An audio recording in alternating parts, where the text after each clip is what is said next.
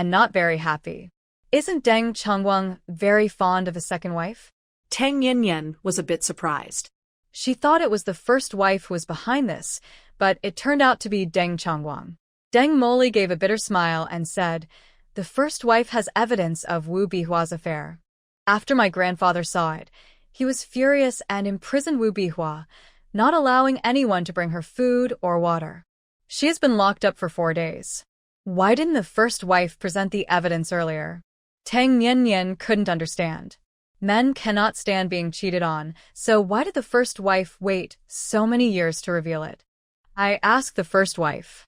She said she didn't have much leverage and needed to strike decisively, not giving Wu Bihua a chance to survive. A few years ago, she didn't have the confidence, so she held back, Deng Moli said, looking a bit dazed. She realized that everyone in the Deng family was more complicated than she thought. Even the first wife, whom she once believed to be weak, was actually cunning and patient. The seemingly foolish third wife was also playing a clever game. Once Wu Bihua's situation changed, the third wife stepped forward to testify, claiming she saw Wu Bihua being intimate with a man but had been threatened before and could not speak out.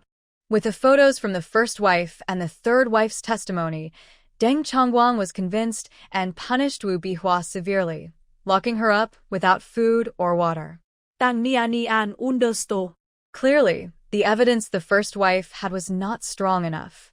In the past, Wu Bihua had Deng Chongwang's favor and trust, along with control of the household. The first wife's evidence alone couldn't take Wu Bihua's life and could even backfire on her. Now that Wu Bihua had lost Deng Chongwang's affection, the first wife could present her evidence and join forces with the third wife to ensure Wu Bihua's downfall. Tang Yanyan felt a headache coming on. This kind of scheming was clearly not for her. She lacked the first wife's patience and the third wife's acting skills. She only knew how to be straightforward and confront things head-on. Are you and your brother currently being raised by the first wife? Tang Yanyan asked. Deng Moli nodded and self-deprecatingly said, "She doesn't truly care for us. We are just a reluctant choice for her. My brother and I have to be obedient pawns in her game, or we could easily be discarded. Then just follow her lead. Once you have the ability to resist, you can abandon her." Tang Nian smiled, knowing that Deng Moli had similar plans. "I will, Sister Tang. This is my small gift. I hope we can see each other again soon." Deng Moli also took out an envelope, which contained a property deed for a shop, but just one. She shyly said, "I want to save some money to start a company, so I could only afford one." "What kind of company?" Tang Nian placed the deed on the table. She wouldn't accept this gift. "A record company. I want to find some talented but lesser-known artists and help them become stars. Sister Tang, I want to recruit your second brother's band. I think they have great potential." Deng Moli's eyes sparkled. This was a well-thought-out decision. Starting a film company would require more capital, and she couldn't compete with those backed by powerful groups. She felt that a record company was more feasible, especially since she already had candidates, including Tang Chongfeng and his band. "You have a good eye." Tang Nian complimented her. Her second brother's band indeed had potential, but she couldn't remember which company they signed with in her past life, and it surely wasn't Deng Moli's. Many things had changed in this life. Deng Moli's situation in the Deng family was much better than before, and she had started her business early. Tang Nian pushed the property deed toward her and said, "I don't want this. Let's talk about it when you have more money." After a moment, she added, "My second brother is a bit silly, so please take good care of him after you sign. Sister Tang, I will definitely give your second brother the best contract. Don't worry." Deng Montagli promised. Tang Nian smiled. She believed her. With Deng Moli's support, her silly second brother would likely have a smoother journey in the entertainment industry. "Until we meet again. Next time I see you, I might have to call you Boss Deng." Tang Nian hugged Deng Montagli. "Goodbye." Deng Moli hugged her tightly in return, determined to work hard. The atmosphere in the Tang family was a bit heavy lately because Tang Nian was leaving. Mu Xiaolian had prepared a lot of luggage for her, filled with special products from Hong Kong, clothes, jewelry, and more, packed into about 10 suitcases. These are gold items for your grandmother, and these are for the Tang family members. I've noted everything down. When you have a chance to return, your father and I will personally thank them." Mu Xiulian was talking on, and as she spoke, her eyes turned red. She didn't know when they would meet again. "We will see each other soon." Tang Nian comforted her, saying that she could come to Hong Kong any time in the future. It was just across a river, very convenient. Mu Xiulian hugged her daughter tightly and advised, "You and Xiaoshen are still young. Don't have kids yet. Aren't you planning to go to college? Focus on your studies. If you have a child, you won't have time to learn. Even if Xiaoshen wants you to have a baby, don't agree. Men just talk about it, but it's the women who bear the burden. I've been through it, so trust me." "I know, I don't like kids." Tang Nian chuckled. She had no intention of having a baby now. She was afraid she might lose her temper. Just like the two little ones at home, the meat dumplings and rice balls, they were mostly cute, but when they cried, it could drive anyone crazy. Once, Su Jinfeng asked her to help take care of the two kids, and within half an hour, they started crying, giving her a headache. She had to use all her strength to resist the urge to throw them on the roof. She liked little kids, but only if she didn't have to take care of them. Seeing that Mu Xiulian was still worried, Tang Nian reassured her. "Xin Xiao doesn't like kids either. Kids are still very cute. You two will definitely have children, just a few years later. Not having kids is not an option." Mu Xiulian insisted that having children was essential for a lasting marriage. Tang Nian nodded obediently, knowing that it was ultimately her decision whether to have kids or not. Another day passed, and Bao Lianqing brought a big gift, a villa, an office building, and a set of exquisite jade jewelry. Tang Nian happily accepted the gift. She liked it. "Miss Tang, see you again in whose city?" Bao Lianqing was in high spirits. He was already handling the paperwork to return home and would bring his mother back to his city by October at the latest. "When that time comes, I'll treat the old lady and Mr. Bao to authentic local cuisine," Tang Nian said with a smile. Bao Lianqing smiled back and shook hands with Tang Nian to say goodbye. Finally, it was time to say goodbye. The supplies from the 5 ships had arrived at the port, along with 20 machine tools. Tang Nian and Xin Xiao took the boat back. That evening, the captain and crew were very polite to them and even arranged a VIP room, which was more comfortable than a luxury cruise.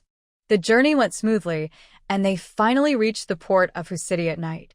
Waiting for them at the port were Elder Zhang and Representative Liao, who were excited to see the large shipment of supplies and the precision machine tools, their eyes glistening with joy. Especially Elder Zhang, who gently touched the machine tools as if they were precious treasures, smiling widely, which was unusual for his normally serious demeanor. "We have succeeded in our mission," Tang Nian said with a smile. "Comrades Tang Nian and Xin Xiao, thank you for your hard work. We will make sure to recognize your efforts," Representative Liao said excitedly, feeling a bit dizzy as he watched the boxes being unloaded. "With so many machine tools, did you have enough money to bring them?" Representative Liao asked. 20 machines? That would require a lot of funds. My father said that everyone has a responsibility for the country's rise and fall, so he covered the costs, Tang Nian replied with a smile. Since she got them for free, she didn't need to take any money. Representative Liao expressed more gratitude and mentioned wanting to recognize Tang Jinglin's contributions. Tang Nian just smiled and remained silent, thinking that if the recognition didn't happen, she wouldn't contribute anything in the future. Once all the supplies were unloaded, Representative Liao brought in well-trained soldiers to help. The captain said goodbye to them and continued sailing towards the island country. The empty ship would make a quick trip around the island before returning. Bao Liansheng had already made arrangements there, so there wouldn't be any issues. Tang Nian stayed in Hu City for a day before returning to Tang Village, while Xin Xiao went back to the army, asking her to bring a bag of shells for Jiujin. During these days, Tang Jiujin had been waiting at the village entrance every day, hoping for her sister's return. The prickly pears were ripe, but her sister still hadn't come back. The little girl picked a bag of prickly pears and stood at the village entrance for a long time, but still didn't see her sister. Disappointed, she mumbled, "What a tease. If she doesn't come back soon, school will start." With a sad face, Jiojin turned to head back, dragging her shirt hem, which was full of the prickly pears she had picked from the mountain. "Here comes my sister." Looking ahead, Tian shouted excitedly. Jiojin's chubby face lit up instantly as he turned and ran towards the village entrance, where he spotted a car approaching in the distance, kicking up dust. "Second sister." Jiojin waved his hand as he ran, careful not to go too fast for fear of spilling the prickly pears he was holding. Tang Nian heard his voice before she saw him, and she couldn't help but smile. As soon as the car stopped, Jiojin rushed over and exclaimed, "Second sister, is brother-in-law not back yet?" Brother-in-law had promised to bring her some bullet shells. "Do you only want brother-in-law to come back?" Tang Nian did that. "I want everyone to come back, second sister. Here, have some prickly pears." Jiojin smiled sweetly, his belly sticking out proudly, with a bag full of prickly pears. "Here, your brother-in-law specifically asked me to bring these for you." Tang Nian pinched his little chubby face, took out a bag of bullet shells, and grabbed a handful of prickly pears to eat. She had been craving this taste since she was in Xiangjiang. Jiojin grinned widely, showing two gaps where he had recently lost teeth, making him talk with a slight lisp. "Second sister, I miss you so much. I dream about you." Jiojin clung to Tang Nian's arm, genuinely missing her. "Go call someone to help carry the things." Tang Nian gently flicked his forehead. The truck was filled with luggage that Mu Xiulian had prepared for the Tang family, along with items she bought in Xiangjiang. Over a dozen bags. "Second sister, I picked these prickly pears for you." "Second sister, I picked this black rice for you." "Second sister, my mom steamed some sweet rice for you." "Second sister, my grandma made some dried loofah for you." A group of children gathered around, eagerly offering their snacks, including wild fruits they had picked from the mountains and treats made by adults. The living standards in Tang Village had greatly improved, and the children now had more snacks. Tang Nian immediately noticed the dried loofah. It was her first time seeing it.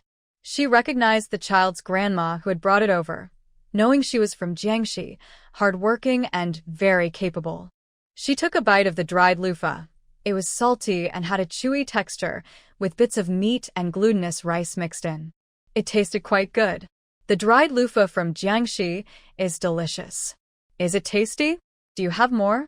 Tang Nian finished a piece of dried loofah and wanted more, so she turned to find Xiao Chang's grandma to get some more. "There's more, second sister, give me some." Xiao Chang eagerly shared all the dried loofah he had, but there was only one piece left. Tang Nian happily accepted the children's snacks and took out a big bag of chocolate from the car for Jiojin to share. The children cheered and surrounded Jiojin, eagerly waiting for her to distribute the chocolate. Jiojin was fair, giving each child the same amount of candy, so she was very respected among the village kids.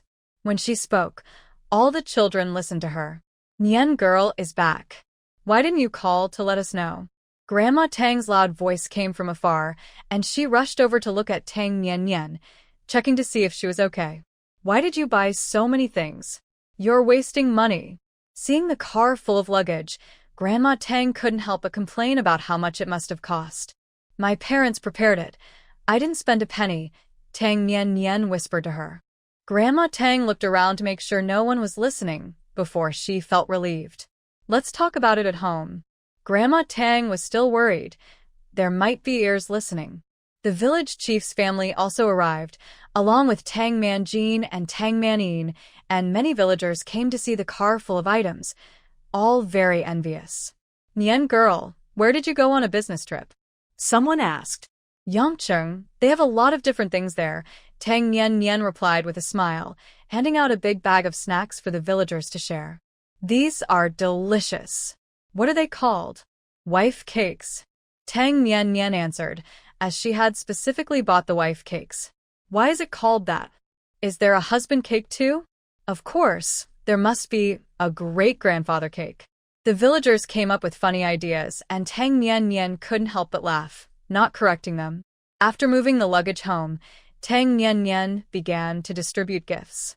Everyone received something. Mu Xiao Lian had prepared thoughtful gifts. Women received gold jewelry and fabric, while men got cigarettes and fabric. Tang Nian also brought some appliances, giving a fan to the village chief's family. How much does this cost? The team leader was very happy. He now had money to buy a fan but no ticket. This fan was just what he wanted. It's free. I'm giving it to you. Tang Nian was generous. The fan came from her space and cost nothing. The team leader insisted on paying, which made Tang Nian unhappy. She snatched the fan back and said, I won't give it to you. Your stubbornness is something only Xiao Xin can handle. The team leader said with a frown, he couldn't just take such an expensive item for free. I have a good temper. It's you who is being difficult, Tang Nian huffed. If Dad doesn't want it, then I will take it, Tang Jianshu said with a grin as he accepted the fan. The team leader huffed but didn't say anything more. Nian, are you going to the Canton Fair next half of the year? Tang Jianshu asked. No, I'm not going. Tang Nian shook her head. One experience was enough. She asked, how was the spring Canton Fair? It was great. Our Tang village secured a $1.3 million order, Tang Jianshu replied with a smile. He and Tang Mantong took some young people from Tang village to the spring fair to gain experience and train them. As the factory grew, he and Tang Mantong couldn't do everything themselves. They needed capable successors. That's impressive. Tang Nian gave a thumbs up. In his past life, Tang Jianshu became wealthy on his own, and his skills and vision were top-notch, which is why she felt comfortable leaving the craft and sock factories in his care. As for her uncle, Tang Mantong, he lacked some management skills and was better suited for sales. Tang Jianshu was grinning widely, and the team leader and his wife were also happy, feeling even more grateful to Tang Nian. Nian girl, I'll cook lunch, Huang Zhaodi said as she tied on an apron and headed to the kitchen. Grandma is making pig trotter stew. I'll eat that at home next time, Tang Nian declined. Her little grandma had specially made the stew, and she had to go home to eat it. All right, just let me know what you want next time, Huang Zhaodi said, not insisting. Family didn't need to be polite. Tang Jianshu had already set up the power strip, plugged in the fan, and turned on the switch. A cool breeze started blowing, and he adjusted the rotating switch so the fan could sway and cool the entire room. Nothing beats a fan. It feels so nice, Huang Zhaodi sighed as she tossed aside her straw fan. I wish we could buy fans freely, Tang Jianshu said with a hint of regret. He only had one fan, which he would have to place in his parents' room at night. He wanted to buy another one for himself, but he didn't have a ticket. Even with money, he couldn't buy one. Tang Nian noticed his thoughts and waved him over. The siblings stepped outside to talk. I brought several fans. I'll give you one. Just tell Uncle San that you asked me to buy it, she offered. Great. Nian, you're so kind, Tang Jianshu exclaimed, overjoyed. He pinched her cheeks playfully, just like when they were kids. Do that again and I'll get you, Tang Nian warned coldly. Tang Jianshu quickly withdrew his hand, grinning sheepishly. Humph. Tang Nian glanced back and turned to leave, while Tang Jianshu followed closely behind, like a loyal puppy. When they reached the Tang house, Tang Nian took a fan from inside and handed it to him with a bit of annoyance. On this trip, she had brought several fans, ensuring every room in the house had one. When are you going back there for work? Next time, could you bring me a TV?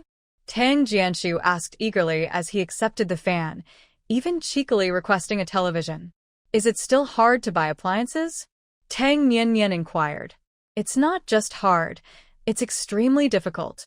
Many people have money but no tickets, and they wait for years without getting one, Tang Jianshu replied, frustrated. He couldn't understand why people with money couldn't buy products. Then we should start our own fan factory, Tang Nian said impulsively. The technology for making fans isn't too complicated, and the market demand is high. As long as the product quality is good, there will be no problem selling them. In the future, they could even expand to international markets. Tang Jianshu was taken aback and asked excitedly, can we really start a fan factory?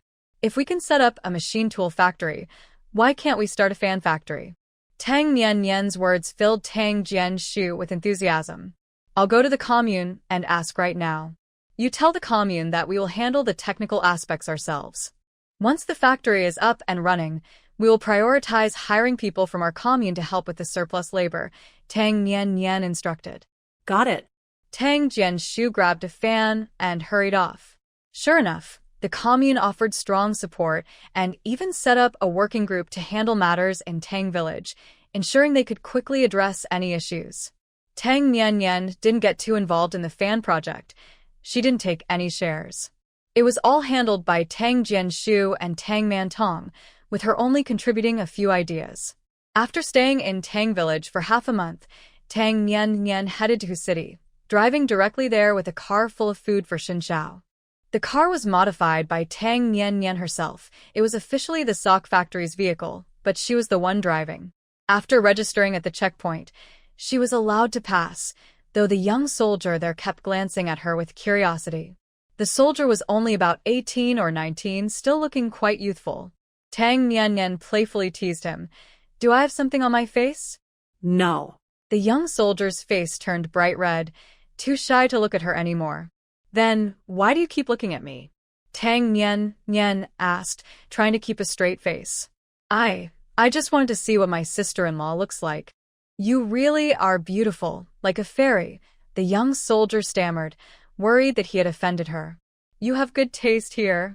Tang Nian couldn't hold back any longer and took out a bag of bean cakes, handing it to him. I can't take this, sister-in-law. You should keep it. Oh. The young soldier wanted to return it, but Tang Nian had already driven away, and he couldn't catch up. I hope she isn't mad at me, he muttered to himself. If she were angry, she wouldn't have given him a snack, so she must be fine. He took a piece of the bean cake and enjoyed the sweetness, feeling happy. He thought getting married is great. He wished he could find a wife as beautiful as his sister-in-law. But then again, he didn't have half the skills of Shingo, so he shouldn't aim too high. Just someone half as pretty as her would be enough. The young soldier was daydreaming while Tang Nian had already arrived at the family housing area. Although Xin Xiao was young, he held a high rank and was qualified for a standalone house.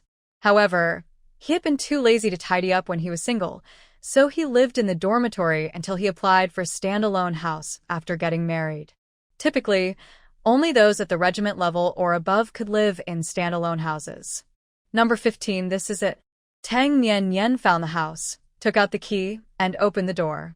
It was a 2-story building with a spacious front yard, making it easy to dry clothes and blankets.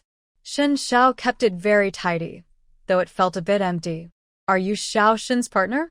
A head popped up over the wall. It was a woman in her 40s with dark skin and short hair. Her accent was strong, making it hard to tell where she was from. Yes. Tang Nian, not that. She didn't know this woman, but it was clear she would be a future neighbor. However, she wasn't interested in socializing with the other wives. The age difference was too great for them to connect, and it wasn't necessary. Xin Zhao's abilities were enough for him to rise quickly in the military without her needing to please anyone. Zhao Chunmei's smile faltered slightly, showing some dissatisfaction. Although her husband was only a deputy regiment leader, which was lower than Xin Zhao's rank, she was old enough to be Xin Zhao's mother. The indifferent attitude felt disrespectful. However, she wasn't too upset. Tang Nian was young, and she didn't want to argue with a girl. I'm Zhao Chunmei. We'll be neighbors from now on. It's better to have close neighbors than distant relatives, so feel free to reach out if you need anything. Zhao Chunmei said cheerfully. I'm Tang Nian. I look forward to your support. Tang Nian politely responded, then thought for a moment and took out a pack of snacks from her bag, handing it over the wall. It's customary to bring a small gift when meeting someone for the first time. Zhao Chunmei happily accepted the snacks, her attitude noticeably warmer. You're too kind, Xiao Tang. I have a lot of vegetables in my yard. If you want some, just let me know. Thank you. Tang Nian expressed her gratitude, even though she wouldn't be picking vegetables, as she had more than enough in her own space. From Zhao Chunmei's clothing and speech, it's clear that she isn't very educated and lacks experience. She also seems to be a bit cheap, but these are minor flaws that can be overlooked as long as she doesn't bother anyone. Hey, why is there a car stopped at the intersection? Who's here? At the door, Tang Nian had just set down her bag and stepped out to get some water and wipe the table. She saw two women standing at the entrance, one of whom was older and knocked a few times on the door. Actually, the door was open. Seeing Tang Nian, the woman who knocked paused for a moment and smiled. You must be Xiao Shen's partner, right? You two look great together. My name is Tang Nian. I came over today. Tang Nian smiled and invited the two women inside. I'm Wen Qiulan, the wife of Commissioner Yu. My house is 3 buildings down. If you need anything, feel free to come to me, said the older woman with a warm smile. She was in her 50s, of average height, a bit plump, with short hair. Her calm demeanor made her seem like a kind and understanding elder. I'm Su Yan, your neighbor. I'm a gynecologist at the military hospital. If you're not feeling well, you can come to me, said the other woman, who was in her 30s, tall and slim and quite pretty, though a bit too thin, which made her face look sharp. Unfortunately, she and Tang Nian were wearing the same outfit. Both were dressed in white shirts paired with light gray pants, and their shirts were tucked into their belts. But matching outfits aren't a problem. It's the one who looks worse that feels awkward.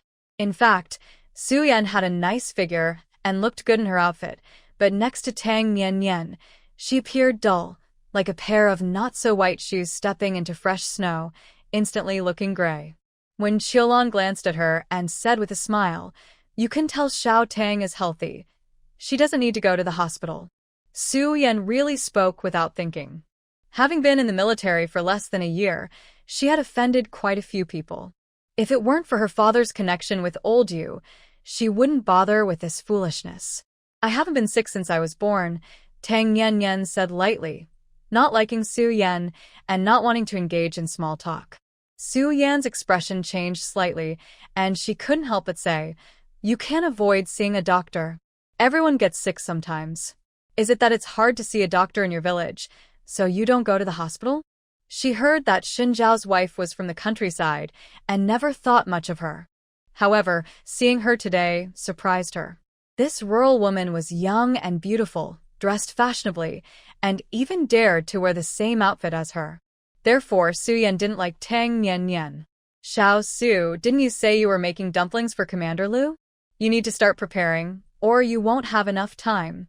When Qiulan interrupted Su Yan, knowing that if this foolish girl kept talking, she would offend someone. Tang Nian sighed. It was only the first day, and the drama had already begun. That's why she disliked socializing with other wives.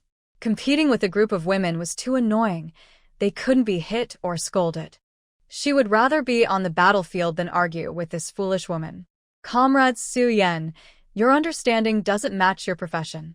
When I say I'm not going to the hospital, it means I'm very healthy and don't need to go. Also, I'm from the countryside, but it's convenient for us to see a doctor. I appreciate the government's concern. In the new society, healthcare in rural areas is very accessible, and there's no stigma about seeking medical help.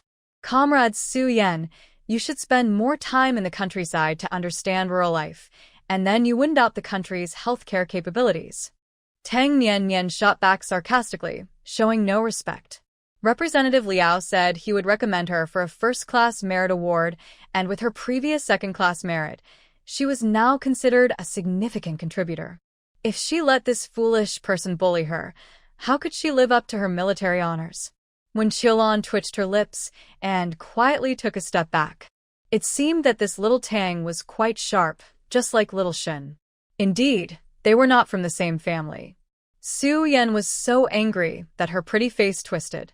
She came from a good family, had a good job, and her husband was young and accomplished, which made her look down on others. She was only polite to Qiulan among the families in the area. She ignored everyone else. Even though her temper was bad and her words were unpleasant, she had a powerful father, which meant many families tried to curry favor with her. This only made Su Yan's temper worse and her behavior more arrogant. "Clearly, you're from the countryside, lacking manners. I won't argue with you. Su Yan raised her chin. She was a bit taller than Tang Nian, and her presence was strong. Xiao Su. When Qiulan scolded her, such words could easily be used against her. Su Yan really had no sense. Xiao Tang, Xiao Su can't speak, so I'll apologize for her. Sorry for bothering you today. When Qiulan pulled Su Yan away forcefully, Tang Nian shrugged, indifferent. She didn't care about such foolishness. Comrade Tang, you are really brave to confront Su Yan. Zhao Chunmei appeared on the wall, sounding impressed and a bit gleeful. Is she someone important? Tang Nian turned on the faucet to fill a container, curious about Su Yan's background. Very important. Su Yan's father is a deputy commander. Didn't you see how Wen Jie didn't dare to offend her? Zhao Chunmei said with a disgruntled expression. From the Shanghai military district? Not exactly, from another military district, and she has a good relationship with Commander Ming. If it weren't for her father, with her not having any children, would Captain Liu tolerate her? He definitely wouldn't marry a woman who has been married before. Zhao Chunmei sneered, her eyes filled with disdain. Tang Nian gathered two pieces of information. Su Yan was married before and had no children. Although she didn't like Su Yan, she didn't appreciate the comment about not having children and said, having children is a couple's matter. Sometimes it's the man's issue. Captain Liu is definitely fine. He's tall and strong. It's Su Yan who refuses to have children, saying it will change her figure. Captain Liu can't argue with her. They fight every day. Zhao Chunmei huffed, defending Captain Liu. Once you're married, you should have children. Captain Liu is already in his 30s. His mother is quite old, and Su Yan has driven her away. She won't have children, doesn't cook, and Captain Liu does all the housework. Did he marry her just to have a decoration? Su Yan seems to be coming back. Tang Nian didn't want to hear more and said one sentence that scared Zhao Chunmei away. I'm going to cook. Zhao Chunmei's face changed, and she quickly slid down the wall and ran home. Tang Nian filled the container with water, went inside to wipe the table, and decided not to cook lunch. She would just eat at the cafeteria. Su Yan did come back. She had just been called by Wen Qiulan for a long lecture, but she hadn't listened at all and thought Wen Qiulan was meddling. She said she wanted to make dumplings for Lu Guangliang, and only then did Wen Qiulan let her return. Fuming as she returned home, Su Yan lost her desire to make dumplings and sat in the room, sulking. Not long ago, she had a big argument with Lu Guangliang over having children. Lu Guangliang really wanted a child, but she did not want to give birth. She was afraid of the pain, worried about her figure, and lacked the patience to raise a child. Lu Guangliang said that after having a baby, he would take care of everything, even asking his mother to come help or hiring a nanny, but Su Yan still refused. She did not like her mother-in-law from the countryside, who had poor hygiene habits and acted like a schemer, complaining to Lu Guangliang about her. What bothered her the most was that this woman had two faces. She would act like a strict mother-in-law in front of Su Yan, but would play the victim in front of Lu Guangliang, often pretending to cry. Lu Guangliang believed his mother and would argue with Su Yan every time. Su Yan felt truly wronged. Although she disliked her mother-in-law, she never bullied her. She simply ignored her. Lu Guangliang had many siblings, and he sent most of his salary home each month. She didn't get angry about that, so why should she have to endure his mother's behavior? During their recent argument, Lu Guangliang even dared to call her parents to complain. Her father scolded her over the phone, and her mother advised her to control her temper, saying that women should learn to be soft-hearted, as men care about their pride and shouldn't be opposed. She urged Su Yan to show more care for Lu Guangliang. Her mother also warned that if she didn't work on her marriage, the family would stop supporting her. This made Su Yan a bit anxious. Her ex-husband had been her childhood friend, and they were well-matched, with a strong emotional foundation. But no matter how good their relationship was, it couldn't withstand the damage caused by a difficult mother-in-law. After getting married, she and her mother-in-law argued frequently. At first, her ex-husband sided with her, but over time, he began to support his mother against her. Su Yan realized that the root of the problem was her refusal to have children. Before they married, She had told her ex-husband that she did not want kids, and he had agreed, even promising to convince his parents. But after marriage, he changed completely. After the divorce, Su Yan married Lu Guangliang, feeling that she had married beneath her status. She initially opposed the marriage, but after spending every day at her parents' house, dealing with her sister-in-law's attitude, she couldn't take it anymore. In the end, she married him. After the wedding, Lu Guangliang was very considerate, even not letting her wash her own underwear. Su Yan felt somewhat relieved, grateful to have married him, but they eventually argued about having children. A wave of frustration washed over her, and she urgently needed to vent. She grabbed a book from the table and threw it across the room. Lu Guangliang returned home and almost got hit by a book. He frowned, put the takeout on the table, and then picked up the book. "Dinner is ready," Lu Guangliang said in a deep voice. He took out bowls and chopsticks from the kitchen, set the table, and started eating without waiting for Su Yan. Shen Xiao also came back and immediately hugged Tang Nian for a kiss. The two were so close that it seemed they couldn't part, but Tang Nian pushed him away and pointed to her stomach, saying, "Dinner. I'll take you to the cafeteria. You can go by yourself in the future, just buy meal tickets." Shen Xiao took a lunchbox and meal tickets.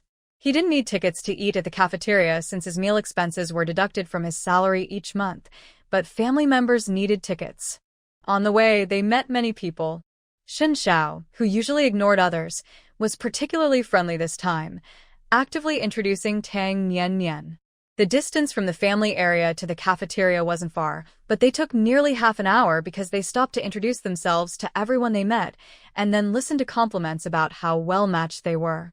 By the time they reached the cafeteria, Shen Zhao's usual cold expression had turned warm. Tang Nian didn't want to burst his bubble of vanity, as she enjoyed hearing the compliments too. It's no wonder that people love flattery. It brings a lot of positive feelings. By the end of lunch, the entire military district knew that Shen Zhao's wife had arrived. She was a young and beautiful woman, though not very talkative, similar to Shen Xiao, not the lively type. In the afternoon, Shen Xiao went to work while Tang Nian took a nap at home. Just as she was about to doze off, she was awakened by a loud noise from next door. "I don't want to have children. I said that when we got married." You know that. "Why are you pressuring me now? Am I supposed to have 7 or 8 kids like your mother to prove my worth? I tell you, that's absolutely not going to happen." Su Yan's sharp voice came through, mixed with sobs. Tang Nian was wide awake now and went to the wall of the yard to listen in on the gossip. "When we got married, I thought you were just being playful, so I didn't mention having kids. But we've been married for 2 years now. You're 31 and I'm 35. It's time to grow up a little, Su Yan. You're being selfish, only thinking about your own comfort and never caring about others. If that's the case, why did you even get married?" Lu Guangliang felt helpless. He was truly exhausted. If he had known Su Yan was the selfish, he would never have married her. "Lu Guangliang, stop pretending in front of me. Why did you marry me in the first place? Wasn't it for the benefits for my father? How else do you think you got promoted?" Su Yan sneered, seeing Lu Guangliang's dark expression. She felt a sense of satisfaction and added sarcastically, "We got married for our own reasons. Stop pressuring me about having kids. If I don't want to have them and you're unhappy, then just leave." She was sure this man wouldn't dare to leave. How could he get promoted after that? "Fine, I'll get a divorce. I'll go file the papers right now." Lu Guangliang turned to leave. Even if he stayed at the rank of company commander, he had to go. He couldn't serve this spoiled woman any longer. "Leave if you want. Whoever doesn't leave is a coward." Su Yan shouted angrily, followed by the sound of things being smashed. It seemed she was breaking quite a lot. Tang Nian, after hearing the gossip, was ready to head back to her room when she bumped into Zhao Chunmei, who was leaning over the wall. This time it seems serious. Zhao Chunmei's face was full of curiosity. Tang Nian remained silent. She didn't want to get involved in others' family matters. Whether they divorced or not had nothing to do with her. "I'm telling you, Su Yan brings up divorce about once a month." Captain Lu used to disagree, but this time he agreed. It looks like he really plans to go through with it, Zhao Chunmei whispered. If Captain Lu gets divorced, he can find another young lady, but it won't be easy for Su Yan. She's really confused. Which woman gets married and doesn't have kids? Oh no, could it be that she can't have children? Zhao Chunmei seemed to have discovered something exciting, excitedly tapping on the wall as she muttered to herself. She must not be able to have kids. If she could, she would have had them by now. What I can or can't do with having children is none of your business. Do you think everyone is like you, needing to have 5 or 6 kids to prove their worth? Zhao Chunmei, what's so proud about being a baby-making machine? Su Yan suddenly appeared over the wall, shouting angrily. If you can have kids, why don't you? Clearly you can't, and yet you're acting proud about it?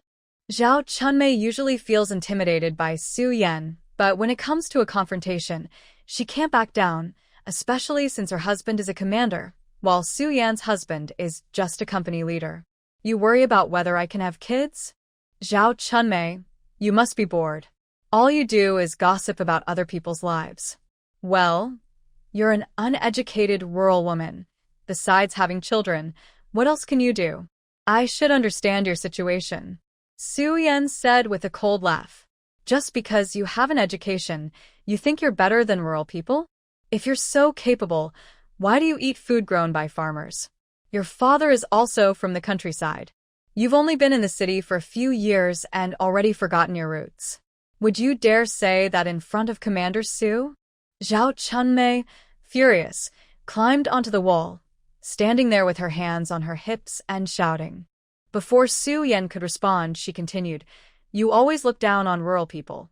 You think you're so special. I may not be educated, but I know how to be grateful. Farmers work hard to feed city folks like you. Why do you look down on them? I don't look down on farmers. I look down on you for being a gossip. Zhao Chunmei, don't mix things up. What did I mix up? Didn't you just say rural people? Didn't you say I'm uneducated? Comrade Tang, you heard that, right? Zhao Chunmei wanted to get support, but Tang Niannian had already gone back inside and didn't want to get involved. Su Yan laughed mockingly. You want to please others, but they ignore you. Who is trying to please anyone? I'm not like you, always arguing and making people dislike you. Why are you so worked up? Did I hit a nerve? I don't need to please anyone. It's others who try to please me. Who's worked up? Su Yan, you think your father being a commander makes you special? No matter how capable he is, he can't help you have children. You can't even lay an egg. What are you capable of? Hurt by the words, Zhao Chunmei jumped down from the wall and ran to the base of Su Yan's wall, shouting angrily. When Qiulan and a few other women, who were family members, came over and managed to calm Zhao Chunmei down.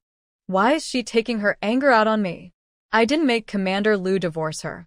It's her fault for not having kids. She only picks on the weak. What's with her attitude? Zhao Chunmei was calmed down, but she was still upset and sat in her yard complaining. Su Yan wanted to rush over several times, but was held back by Wen Qiulan. After learning the reason for their argument, Wen Qiulan felt overwhelmed.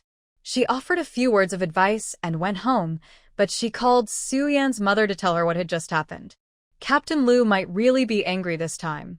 You need to talk to Su. She should be a bit softer. Once a woman gets married, things change at home.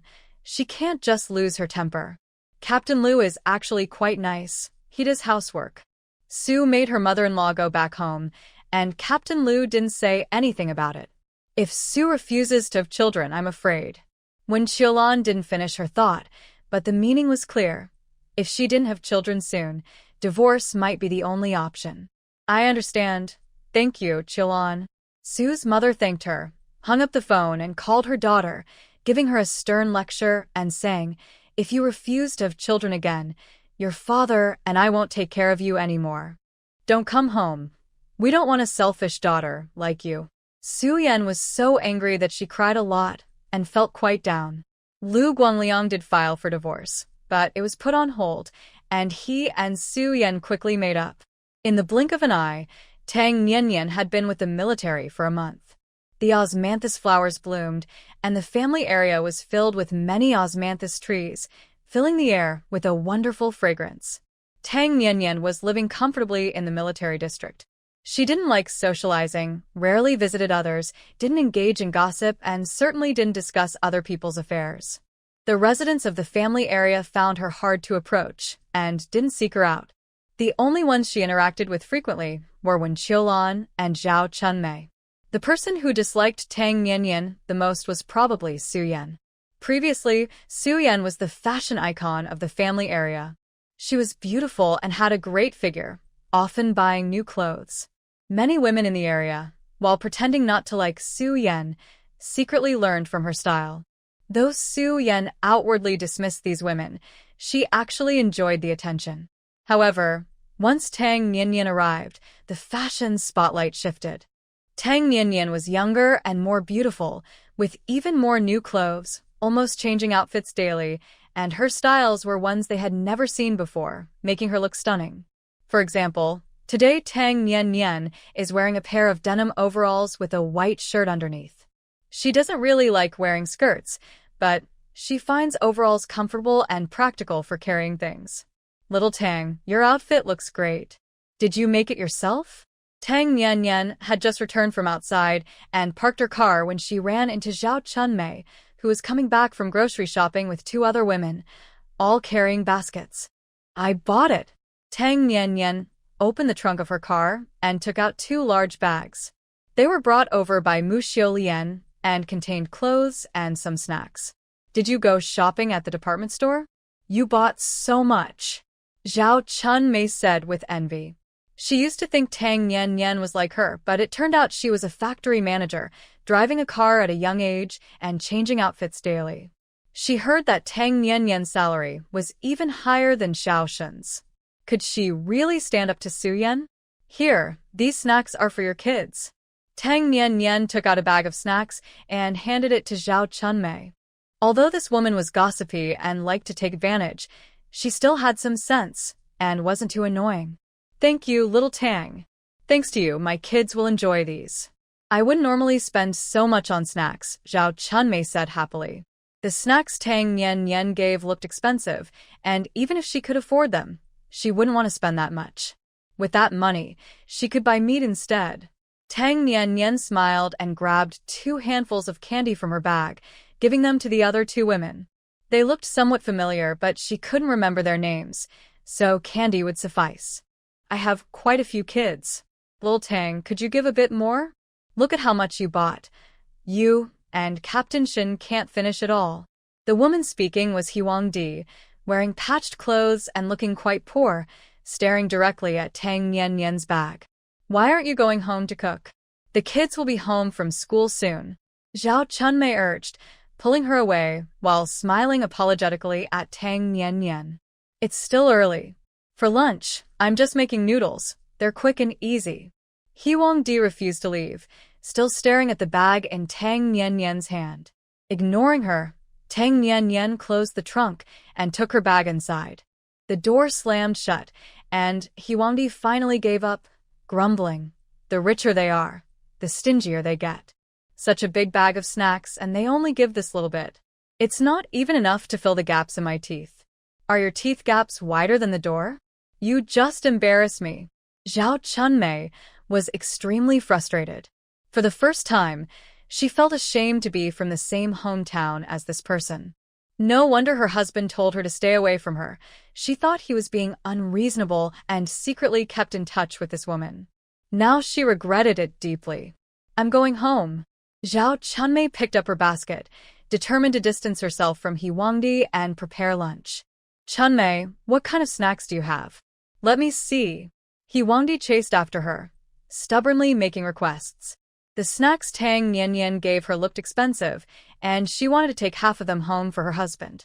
Aren't snacks all the same? What's so special about them? Aren't you going home to cook? Zhao Chunmei's expression was very unpleasant, feeling more disgusted than if she had eaten a fly. She quickened her pace with a frown. It's still early to cook. Share a few pieces of your snacks with me. I bought a lot of vegetables today. I can share half with you. Huangdi persistently followed her, even generously offering to share her vegetables. Those vegetables of yours are just cheap clearance items. Even my chickens eat better than that. No thanks. Zhao Chunmei shot her a glare. Wangdi always bought cheap clearance vegetables, and at least half of it would end up being thrown away. She had often advised her that instead of buying cheap clearance items, it was better to buy fresh vegetables, which only cost a little more and were actually a better deal. But Wangdi wouldn't listen, claiming that fresh vegetables were a waste of money and that her husband would scold her for being wasteful. To shake her off, Zhao Chunmei started running, quickly closing the door behind her as if escaping from a thief. Outside, Wangdi huffed in frustration and turned back to her own home. She didn't live in a standalone house. Her husband was a deputy battalion commander and didn't qualify for one. They lived in a family building, which was decent but without a yard. Tang Nian casually tidied up her things, then set a lounge chair under the osmanthus tree. She made a cup of coffee, enjoying the scent of the osmanthus, while sipping her drink. The gentle breeze carried the fragrance of the flowers, making it all very pleasant. This osmanthus tree was transplanted from another space and watered with special spring water, blooming beautifully and filling the air with a rich fragrance. Sorry about earlier, Xiao Tang. Zhao Chunmei climbed over the wall to explain, not wanting to offend Tang Nian. Shen Xiao held a higher position than her husband, and Tang Nian was generous, so she wanted to stay on her good side. It's okay. Tang Nian smiled, genuinely not minding, as she didn't even know Wangdi. Zhao Chunmei felt relieved and took a breath of the coffee aroma, curiously asking, "What's that dark stuff in your cup?" She thought it looked like traditional medicine, but didn't smell like it. "Coffee." Tang Nian replied. Seeing Zhao Chunmei's confused expression, she added, "It's like tea. It helps you feel more awake." "Is it something foreigners drink?" "I've seen them have it, and it's really expensive, requiring special coupons." Zhao Chunmei pointed towards Su Yan's house, noting that she was the only one in the neighborhood who had tried coffee. Su Yan had mentioned the price, which shocked her. Wow, the cost of one cup of coffee could buy her several baskets of buns. Tang Nian took a sip from her cup. This coffee was grown in her space and tasted richer than what she bought at the department store. Fu Qinghan only liked the coffee she made now, turning his nose up at the store-bought kind. "What does it taste like?" Zhao Chunmei was genuinely curious. It looked dark like traditional medicine and smelled nice. Seeing Su Yan enjoy it made her think it must taste good. "I'll make you a cup and you can try it." Tang Nian stood up, preferring to show her rather than explain. Although Zhao Chunmei liked to take advantage, she reciprocated. For example, if Tang Nian gave her a pack of snacks, Zhao Chunmei would return with some steamed buns in a couple of days. To be fair, Zhao Chunmei's steamed buns were quite tasty, and Shen Xiao enjoyed them. No, I was just asking. This stuff is really expensive, and I'd waste it." Zhao Chunmei quickly refused, but Tang Nian had already gone inside. In her haste, she jumped over the wall and rushed in to stop her, but Tang Nian was already brewing coffee. It was Zhao Chunmei's first time inside, and her eyes were immediately drawn to everything. The refrigerator, fan, television, and tape recorder are all here. With so many appliances, it must cost a lot of money. It's quite luxurious. The floor is spotless, and Zhao Chunmei stands at the door, feeling shy to enter, afraid of dirtying the floor. "Come in." Tang Nian calls her inside, since Shen Xiao has plenty of energy and can run around all day. Bai Sui and Fu Bao come running down from upstairs.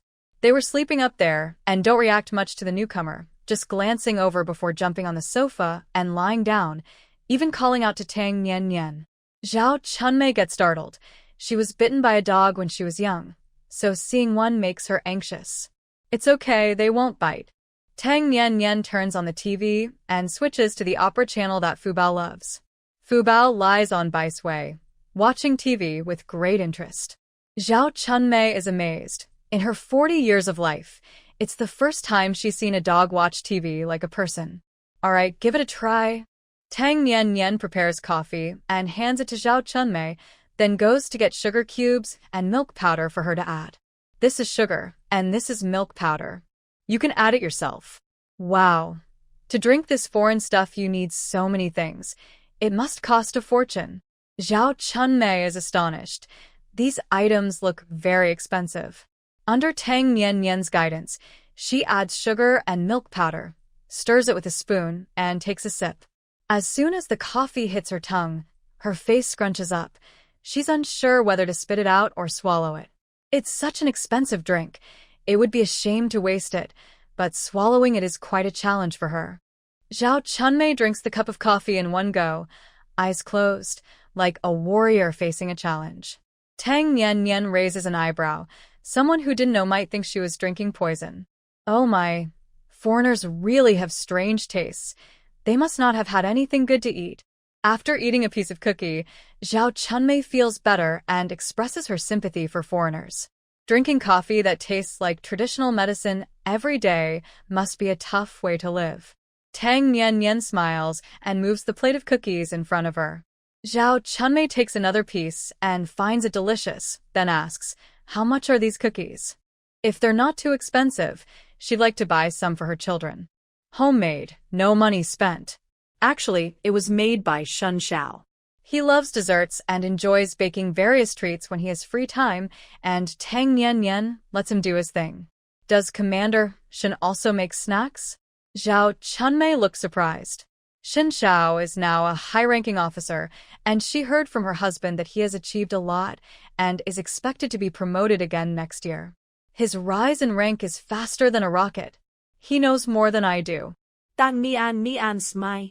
Shen Xiao can cook, farm, do woodworking, machinery repair, bake pastries, cook Chinese food, and handle all household chores.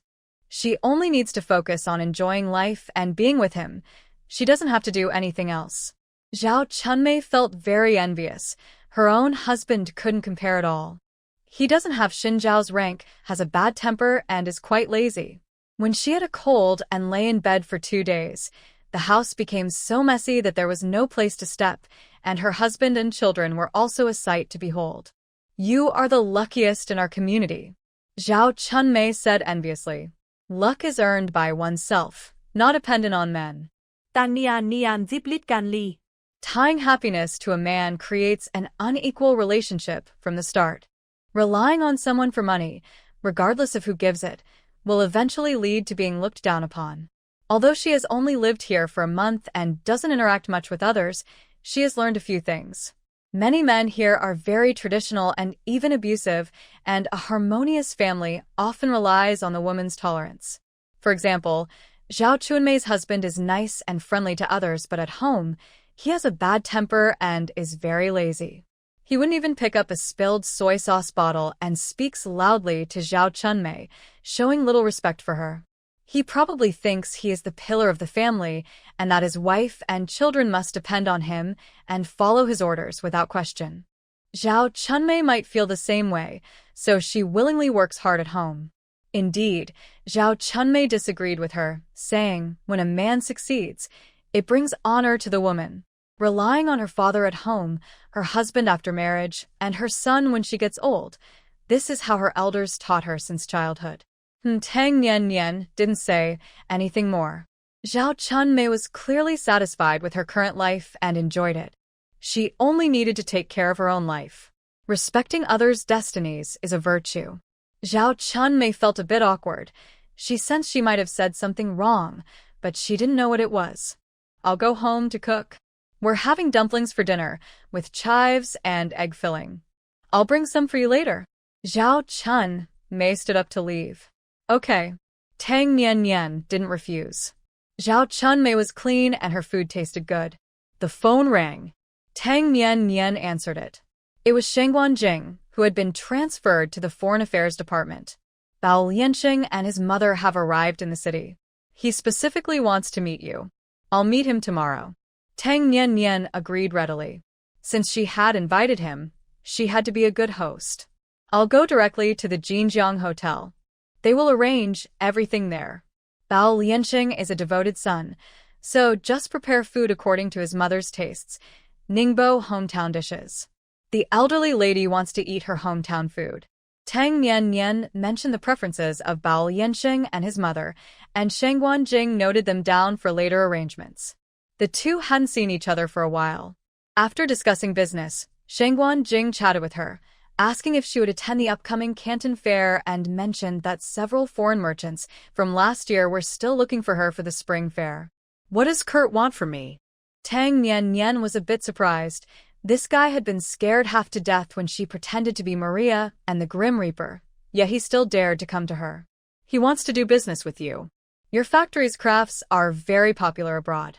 They can contact my uncle and third brother. They will be participating. I'm not really involved with the factory's matters now. Tang Nian smiled.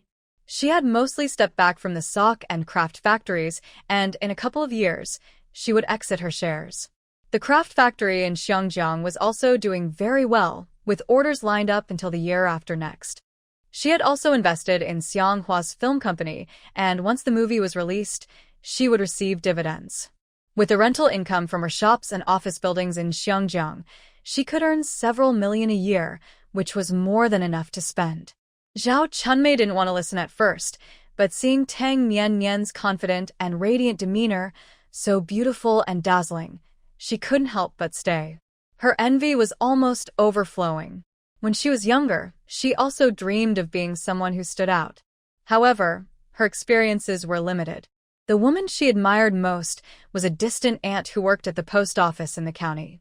She was very pretty, knew how to dress well, and married a man who drove a car for a leader. Both of them had good salaries, and their parents also earned money. Their family was among the best in the county. Whenever this distant aunt returned home for the new year, people in the village would say she was very lucky. Her parents said the same, so Zhao Chunmei's childhood idol was this distant aunt. But now, she thought Tang Nian was even more dazzling. Zhao Chunmei sighed, feeling a bit bitter. She had no education, was getting older, and still didn't have a job. This was how her life would be. However, in her hometown village, she was also someone others envied. When she returned home for the new year, the villagers praised her luck, just like they used to praise her distant aunt. Feeling a bit better, Zhao Chunmei went home to prepare lunch. Her husband was impatient, and if he came home to cold food, he would complain. Tang Nian had just finished a call with Shengguan Jing when her phone rang again. It was Tang Mantong, who was coming to participate in the trade fair. He arrived early for training, and Grandma Tang had sent a lot of things with him. Grandma was worried you'd be hungry, so she packed a big bag. My arms are about to break. Tang Mantong Joker. Uncle, come over to my place for a meal, Tang Nian said happily. We're coming now, and we want to see the military district too. After hanging up, Tang Nian took out a lot of ingredients from her storage, including chicken, duck, fish, shrimp, and seafood. With Tang Mantong, along with brothers Tang Jianshu, Tang Dongqiang, and Tang Lujin, plus Zhou Guiqing, she needed to prepare more dishes. Tang Dongqiang and Tang Lujin had just graduated from high school and were helping out at the factory. Tang Mantong took them out to see the world. Tang Nian set up 2 stoves, lit the fires, and started cooking the chicken and duck, while the stove in the house was for stir-frying vegetables. Xiao Tang, are you hosting a banquet? Zhao Chunmei heard the commotion next door and couldn't help but peek over the wall. Seeing so much meat, she couldn't help but be amazed. My uncle and his family are coming for dinner. Tang Nian skillfully prepared the crabs, steaming some while leaving the shrimp shells for later. Do you need help? Zhao Chunmei, noticing she was alone, kindly asked. Yes. Tang Nian didn't hesitate, realizing she was a bit overwhelmed. Zhao Chunmei jumped over the wall. She was quick and had good cooking skills, so her help made things much easier. When Shun Xiao returned, he also joined in to help. Where have you been? Is dinner not ready? The voice of Captain Zhou from next door came through, sounding quite displeased. Zhao Chunmei suddenly remembered that she had only prepared half the meal at home before rushing over to help. Frustrated, she dropped the knife and hurried back to finish cooking. Take these dishes back with you. Tang Nian served some of each dish onto a tray for Zhao Chunmei to take home, so she wouldn't have to cook again. No need, these are too precious. I have rice ready. I just need to stir-fry a couple of dishes. Zhao Chunmei said no, but her eyes were fixed on the food. Tang Nian asked Shen Shao to help deliver it. When Shen Shao arrived next door and explained, Captain Zhou's frown quickly turned into a smile. Your sister-in-law has nothing to do, so if there's work, just let her know. No need to be polite. He then told Zhao Chunmei, go help your sister-in-law cook. She can't manage alone. Okay. Zhao Chunmei agreed and prepared to return to help. No need to trouble your sister-in-law. I'm almost done. I just need to stir-fry a couple more dishes. Shen Shao politely declined, as the main dishes were ready. He just needed to cook some vegetables when Tang Mantong and the others arrived. Captain Zhou looked surprised and blurted out, Shen, you can cook? Of course. Shen Shao replied as if it were obvious, finding Captain Zhou's question odd. Zhao Chunmei couldn't help but add, Captain Zhou, Shen can even make desserts and does all the housework. The envy in the tone was very clear, and even the straightforward Captain Zhou noticed it. He glanced at his wife, and Zhao Chunmei shrank her neck and went into the kitchen. Today's lunch at the Zhou family was especially lavish, with steamed crab, braised fish, chicken with potatoes, duck with bamboo shoots, and braised pork. Tang Nian served herself a generous portion of everything, filling the table. Mom, what holiday are we celebrating today? Zhou's third son was happily eating his mouth full. It's from Aunt Tang next door. Zhao Chunmei served dishes to both children, but didn't take any for herself. She had 4 children. Her eldest daughter was 20, her second son was 18, both serving in different military districts. Her third son was 14, and her little girl was 12, still in school, and they all came home for meals every day. I won't call her aunt. She's only 4 years older than me, so I should call her sister. Zhou Haiying refused to call her aunt.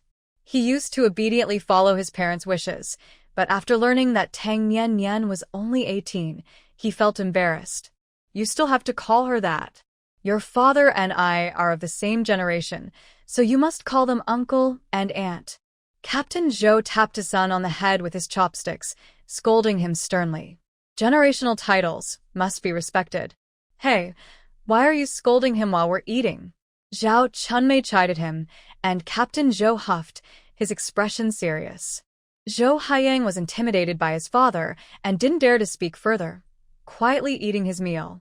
From next door, there were many voices, and it was quite lively. Tang Mantong and the others had arrived. Tang Mantong had bought a house in whose city and even got a small car. He looked much more impressive now than last year when he wore baggy pants and a jacket, and his demeanor made people take him seriously. Your grandma said these rice cakes need to be soaked in water. Tang Mantong took out a large bag of rice cakes from the trunk. Tang Nian loved rice cakes, and Grandma Tang had specially prepared hundreds of pounds, sending over about 100 for her granddaughter. Tang Nian felt warm inside. She missed her grandmother and planned to bring her to the city for a while once she finished her current tasks. Lunch was set up in the yard, with a big table full of dishes. Tang Nian also brought out a bottle of Maodai, and everyone poured themselves a drink, except for Tang Mantong. Pour me some. Tang Mantong raised his cup, wanting to drink too. You're driving, you can't drink. Tang Nian refused, saying that she doesn't drink and drive. It's a basic principle. Just a little won't hurt. The police don't care, Tang Mantong said, unconcerned. He was confident in his drinking ability and thought a little wouldn't be a problem.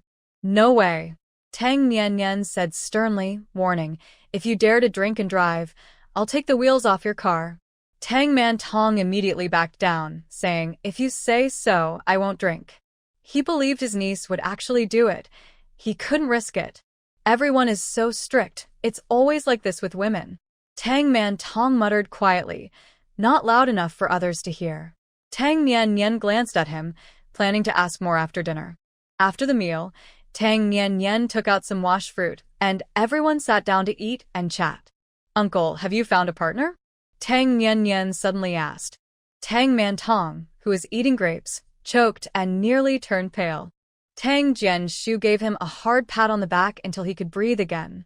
Who said I'm dating? That's nonsense. Tang Mantong shouted in denial, but he couldn't look his niece in the eye. Are you really dating? Everyone looked at him, shocked.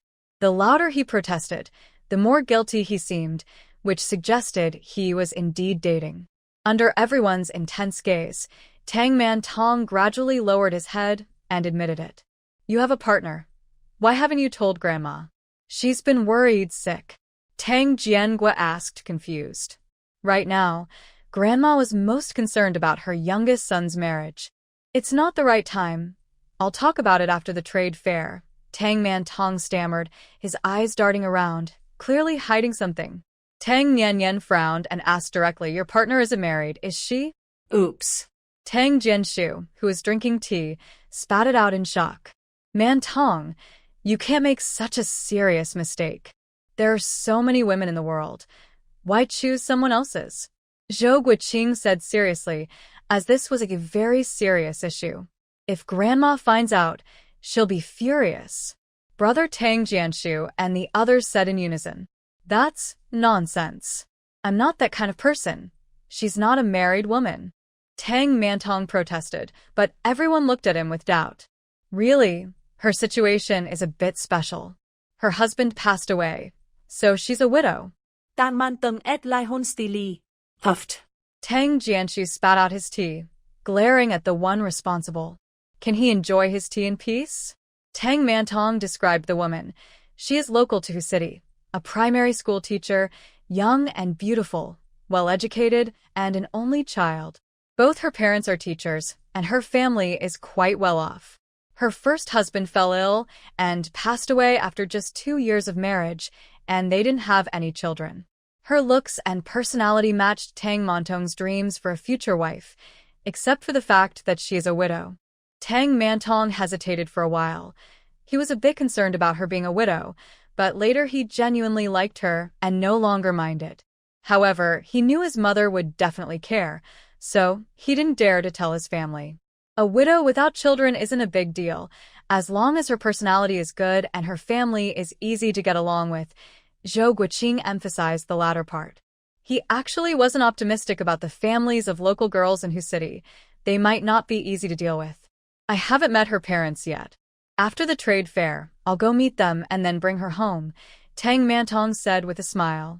Tang Nianyan also wasn't very optimistic. An only daughter from whose city with teacher parents, those 3 factors combined might make her uncle's marriage quite challenging. But she didn't want to remind him. Maybe she was wrong, and the girl's parents were reasonable. Uncle, how did you meet that woman? Tang Jianshu asked what everyone was thinking. We met at the movies. Our seats were right next to each other, and that's how we got to know each other. Tang Man-tong's face turned a bit red as he recalled the scene of meeting Joanna for the first time.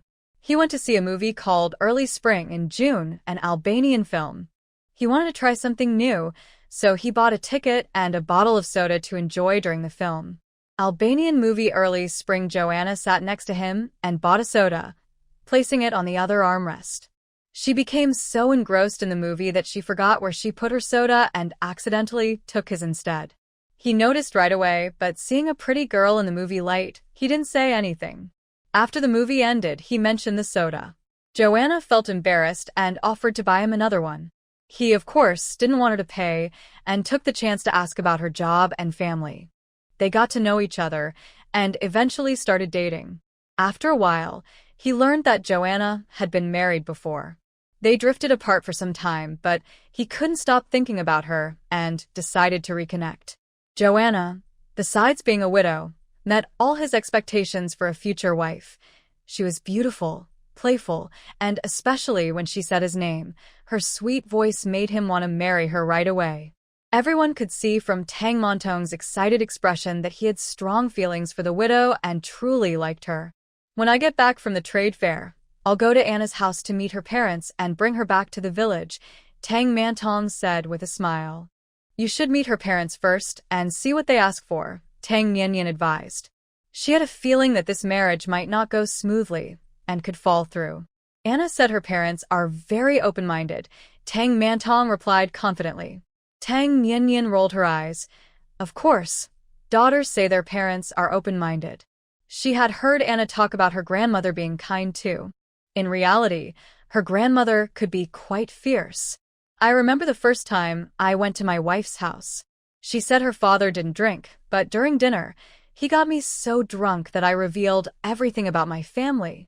Zhou Guoqing chuckled as he shared his embarrassing story.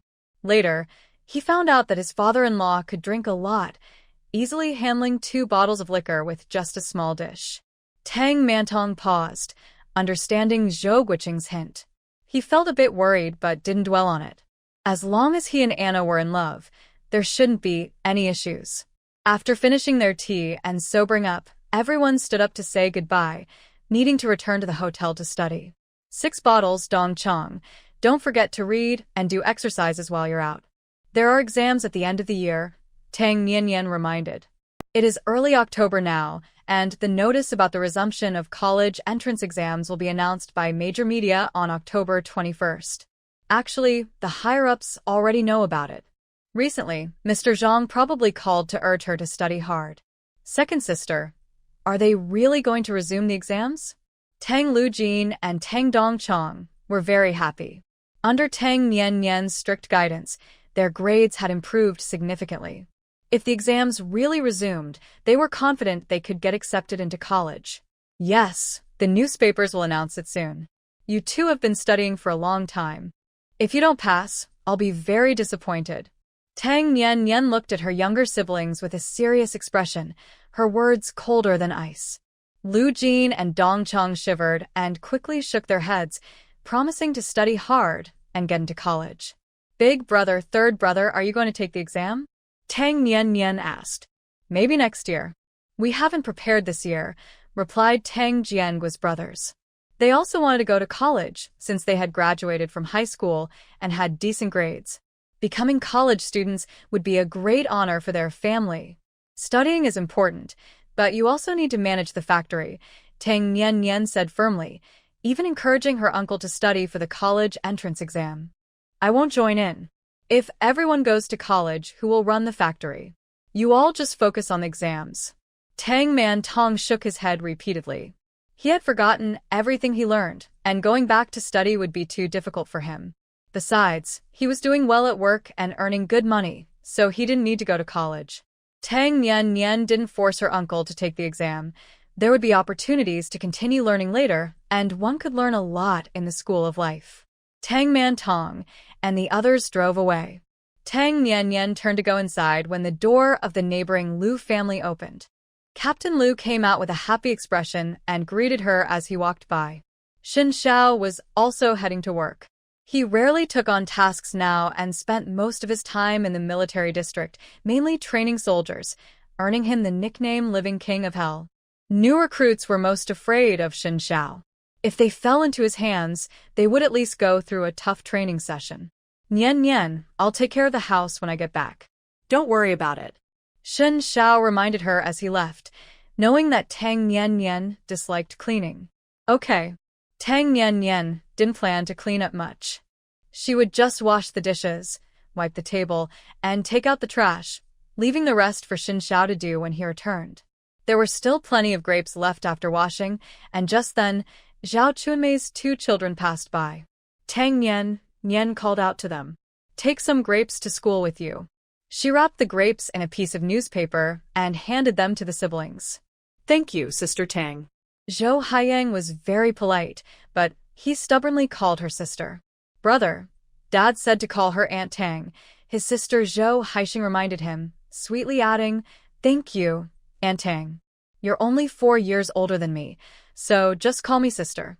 Zhou Haiyang mumbled quietly, unable to bring himself to call her aunt.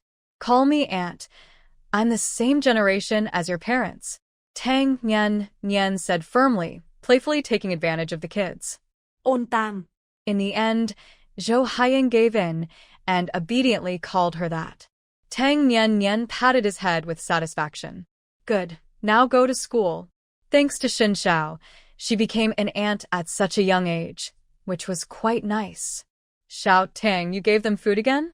These kids are getting more spoiled. Zhao Chunmei came out of the house, feeling a bit embarrassed. The kids always ate what Tang Nian offered, and it felt like they owed her more and more. I just gave them the leftover grapes. I was going to throw them away.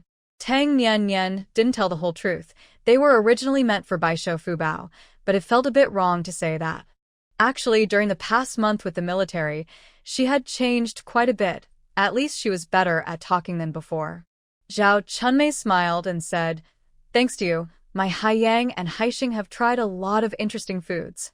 I can't bear to spend money to buy them. I've eaten a lot from your family too. Xin Xiao especially loves the buns you make." Tang Nian smiled and prepared to take a nap. Zhao Chunmei was perceptive and knew she needed a nap at this time, so she went back home, planning to make more dumplings to send over later. When Tang Nian woke up, it was getting dark, and Xin Xiao still hadn't returned. She lay on the lounge chair, wrapped in a blanket, daydreaming. After waking up, she often took a moment to gather her thoughts before fully waking up. "Xiao Tang, you're awake." Zhao Chunmei leaned against the wall, laughing. She had seen it several times. Little Tang was sleeping so soundly, she felt envious. Tang Nian lazily responded, not wanting to move at all. "I made dumplings. I'll bring some over soon." "Okay."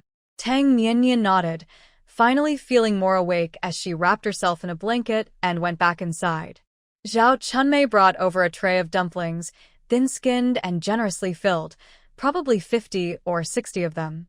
She smiled and said, "These are filled with egg, chives, and vermicelli. You and Captain Shin should try them." "Thank you." Tang Nian was a bit surprised. It was the first time Zhao Chunmei had given her so much food. "This is dried green bean, which I sun-dried myself.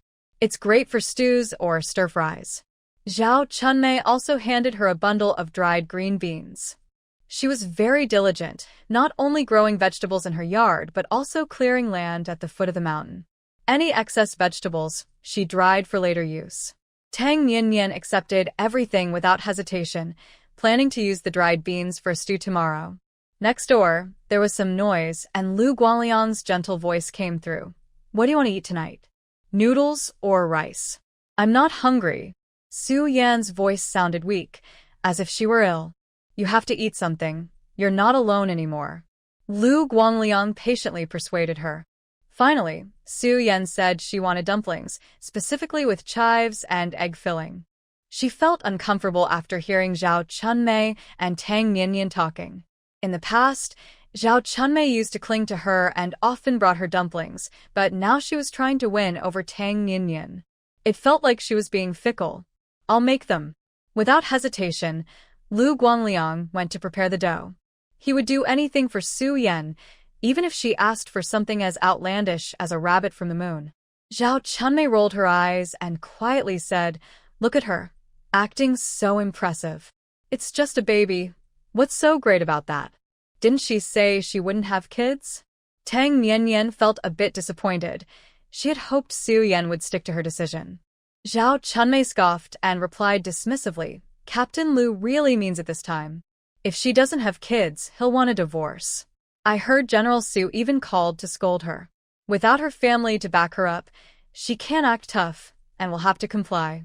Just a month in, and she's already being picky. Captain Lu is going to have a lot to worry about in the future. Zhao Chunmei's tone was mixed with schadenfreude and jealousy. She had 4 children and had never tasted a meal cooked by her husband. Su Yan was only a month pregnant, and Lu Guangliang was already caring for her. The 2 men living next door, Shen Xiao and Lu Guangliang, both knew how to treat their wives well. In comparison, her husband felt as cold as ice in the depths of winter, leaving her heart frozen. Tang Nian didn't share her opinion. Su Yan and Lu Guangliang were a couple, and they could live however they wanted. Even if Lu Guangliang were to do something silly, it was no one else's business. Zhao Chunmei understood her temperament. She disliked gossip, so she didn't say much and went home. That evening, Tang Nian cooked dumplings and made a pot of pork stew with potatoes and green beans, served with the buns Zhao Chunmei had given her. Shen Xiao finished all the food and started cleaning the house. He wiped the tables, washed the dishes, and mopped the floor. After everything was done, he hung the cleaned clothes to dry. They had a washing machine in the yard. Before cleaning the house, Shen Xiao put the dirty clothes in the machine, so by the time he finished tidying up, the clothes were clean. Commander Zhou walked back and forth in front of the Shen and Lu homes, shaking his head. After dinner, he went out for a walk. Passing by the Shin house, he saw Shin Xiao doing laundry and Lu Guangliang kneading dough. On his way back, Shin Xiao was mopping the floor while Lu Guangliang was still working with the dough. He went to take out the trash, and Shin Xiao was hanging clothes while Lu Guangliang rolled out the dough. They never seemed to rest. The wives of Commander Shin and Captain Lu were too lazy, doing no chores at all. It made him worry that his own wife was starting to think the same way. It was true that being around lazy people could lead to laziness. With these two lazy neighbors, his hardworking wife was starting to lean toward being lazy herself. He decided he needed to have a serious talk with Shen Xiao and Lu Guangliang. Traditionally, men worked outside while women managed the home. This old rule shouldn't be broken. They couldn't spoil their wives like this, or they would only become lazier. The next day, Commander Zhou called Shin Xiao and Lu Guangliang together to give them a reminder. "I enjoy doing housework," Shin Xiao said coldly. "Su Yan is pregnant and shouldn't be overworked." Lu Guangliang explained. "Where do you find men doing housework? Real men should achieve great things, while women take care of the home and raise children. If you do all the chores, what will the women do?" Captain Zhou looked at Shin Xiao with disappointment. "Let her do whatever she wants," Shin Xiao replied. He didn't marry his wife just to have her work. Captain Zhou was speechless and wanted to knock on Shin Xiao's head to see what was inside. "And you, my wife has already given birth to 4 children, yet she still cooks and cleans. I haven't even washed my own socks. You two are really embarrassing men." Captain Zhou was frustrated. Both of them were so unmotivated. "Su Yan is not as healthy as your wife," Lu Guangliang chuckled. "Is it something to be proud of that you don't wash your socks?" Shin Xiao couldn't understand why Captain Zhou was so pleased. Not being able to wash socks was just too useless. Captain Zhou's smug expression froze, and he angrily said, "I work hard outside, and everything at home relies on me. Can I relax a bit when I get home?" "Of course you can," Lu Guangliang quickly replied. "As long as your wife is happy." Shin Xiao shrugged, tired of listening to Captain Zhou's nonsense, and walked away. He thought Captain Zhou was a bit crazy, wanting to make everyone around him lazy too. That was just wrong. Lu Guangliang also found an excuse to leave. His wife was finally pregnant, and no matter how hard it was, he needed to take care of her. Captain Zhou huffed in annoyance. He wouldn't bother with them anymore. Tang Nian was completely unaware of this. She had already entered the city. First, she went to pick up Guan Jing, then headed to the Jinjiang Hotel to meet Bao Lianqing. The car stopped at the entrance of the residential area. After walking for a few minutes, Tang Nian, dressed formally in a light green silk shirt and light gray linen pants, looked like a successful career woman. Su Yan was also on her way to work. She had just become pregnant and couldn't take maternity leave. She pushed her light blue women's bicycle, feeling a bit unwell. As a gynecologist, she knew that early pregnancy usually didn't have strong symptoms, but she felt uncomfortable, nauseous, dizzy, and lacked energy. She really didn't want to have a baby at all, but she didn't dare to bring it up. When her father called, he scolded her harshly and said that if she divorced again, she shouldn't come home. Susan panicked. She knew her father meant what he said, and without his support, she felt like nothing. So, she agreed to have a baby, but unfortunately, she got pregnant right away. A wave of nausea hit her, and Su Yan gagged a few times. She saw Tang Nian opening the car door and looked at her own bicycle, feeling a mix of emotions. Su Yan's light blue women's bicycle was bought when she got married. When she first got it, it caused quite a stir in the neighborhood. The bike's soft color and trendy design, along with Su Yan's stylish looks, made her the most eye-catching sight in the area. Every time she rode this bicycle to work, many women would envy her, which made her feel really good. Until Tang Nian arrived, she and her bicycle were the envy of everyone. But after Tang Nian came, both she and her bicycle lost their charm. Tang Nian was even more fashionable, wearing clothes that couldn't even be found in the department stores of their city. Su Yan had asked around and learned that they were bought in another city, so she gave up hope. That city was close to Hong Kong, and the styles there were much more fashionable than in her city. She couldn't take time off just to shop there. Moreover, Su-Yan didn't want to admit that all her savings combined couldn't buy even one outfit that Tang Nian had worn. And she definitely couldn't afford the car that Tang Nian drove. Before, the neighborhood gossipers would say, Su-Yan is so lucky, her parents spoil her, and her husband treats her well. She doesn't even have to wash dishes. Every woman should be like Su-Yan. Now, it had changed to, Tang Nian is the lucky one. I heard from Chun Mei that she sleeps in every day, and her breakfast is brought to her by Commander Shin. She doesn't have to cook at all. Commander Shin spoils her. What a great life she has. Su-Yan had heard these comments several times, and it made her feel even more bitter than vinegar. Her father was a general, while Tang Nian was just a girl from the countryside. How could she compare? The truth is, Tang Nian, this girl from the countryside, is doing better than the daughter of the military commander. She has better food, clothing, and living conditions. There's no comparison. Now, she has to give birth to a child, and Su-Yan feels a wave of nausea, developing a deep dislike for the baby inside her. Once a woman has a child, her body can change in ways that make her feel unattractive: sagging breasts, a fuller figure, stretch marks, and even various uncomfortable health issues. Just thinking about these things makes Su-Yan extremely frustrated. Dr. Su, are you heading to work? A few women carrying vegetable baskets walked by and greeted her. Su-Yan smiled weakly, her expression not very pleasant. Seeing her like this, the women hurried along. Everyone in the family area knew Su-Yan's sensitive nature, and out of respect for Commander Su and Lu Guangliang, they kept their distance and avoided bothering her. Little Tang, are you going to the city? The women approached Tang Nian warmly. I have some things to take care of in the city, she replied, closing the trunk of her car. The women were all from the family area, and while she couldn't recall their names, they looked familiar. Little Tang is really impressive. She can even drive. Little Tang is also a factory manager, earning more than Commander Shin. The women praised her openly. Although Tang Nian wasn't very cheerful or warm towards others, she treated everyone equally with her cool demeanor, even towards the commander's wife.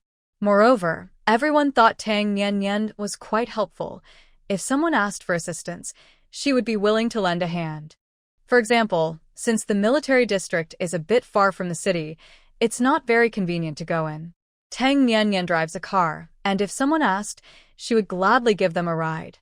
In reality, it was a misunderstanding. Tang Nian simply felt these requests were no trouble at all. However, if someone were to ask her to make a special trip just to take them into the city, she would surely refuse without hesitation. I have a meeting at 9, Tang Nian said, glancing at her watch. Then hurry up, don't be late. The women urged in unison. Tang Nian smiled, got into her car, closed the door, and quickly drove away. The women watched the car drive further away, and one of them sighed. If my daughter has even half the ability of Tang Nian, I will be so happy. Tang Nian really brings pride to us women. She's so capable. After sharing their thoughts, the women quickly returned to reality, carrying their baskets of groceries to prepare lunch for their husbands and children.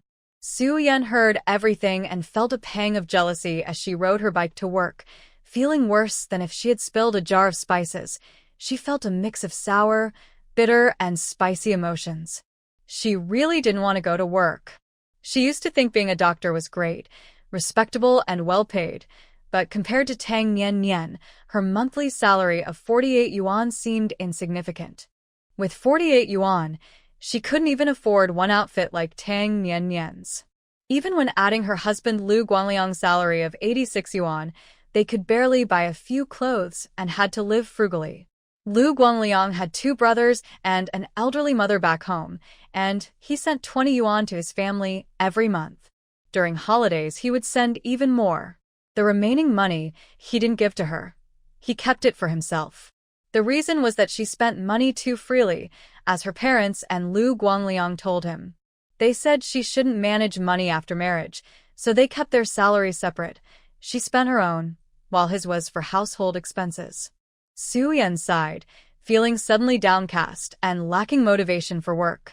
After parking her bike, Su-Yan walked into the office listlessly. Suddenly, her eyes brightened when she saw a fashionable and beautiful woman in front of her. The woman was tall and slender, wearing a white dress with blue polka dots, a style Su-Yan had inquired about before.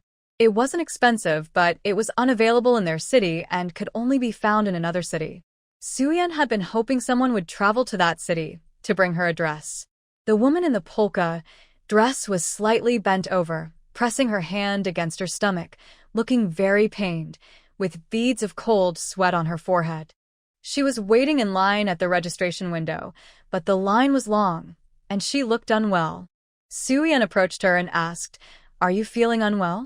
I have a stomach ache." The woman was in so much pain that she could hardly speak, and blood was running down her leg. Su-Yan's expression changed drastically. She supported the woman and called for a nurse to help. This situation could be a sign of an ectopic pregnancy, which is very dangerous. After the examination, it was confirmed to be an ectopic pregnancy and immediate surgery was needed, but a family member's signature was required. My husband is in the army, so I will sign it myself," the woman said. With a pale face, she insisted she could sign. Her fragile yet strong demeanor moved the doctors and nurses. The surgery went smoothly, and the woman was out of danger. Su-Yan made a special visit to see her and learned that her name was Han-Ning, a military wife who worked in finance at a state-owned company. "Thank you, Dr. Su. I really appreciate it," Han-Ning said weakly. "You're welcome. I'm a doctor, so just take care of yourself.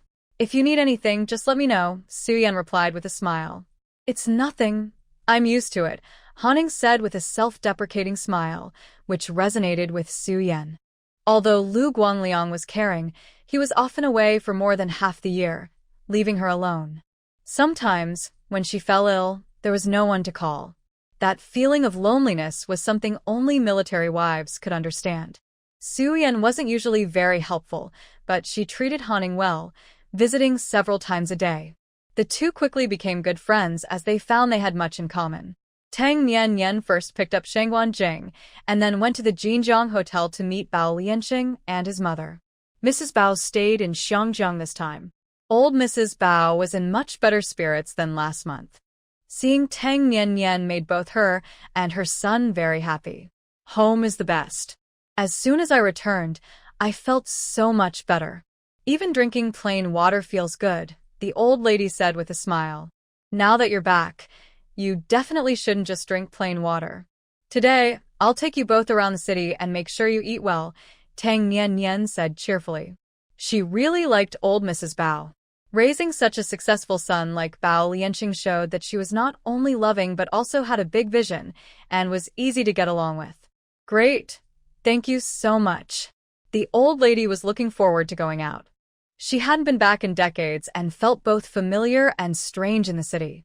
The government arranged for Shangguan Jing to accompany them and provided plainclothes bodyguards hidden in the crowd. With Tang Nian around, safety was definitely not a concern. Since old Mrs. Bao was older and in poor health, a wheelchair was arranged for her. At the request of the old lady, I visited the city god temple, the Bund and Jing'an temple, and I also went to an old alley where many people still live. This is the place. Lianqing, do you remember? We lived here when we first arrived, the old lady said, pointing to an old-style stone gate building with a nostalgic look. I remember. We lived in a small room, and you worked washing clothes. You would set up a breakfast stall before dawn to support my studies, Lianqing said, his eyes red as he recalled scenes from his childhood. The small room was the worst in the stone gate building, with a drying platform above and a kitchen below, only 6 or 7 square meters. It was cold in winter and hot in summer.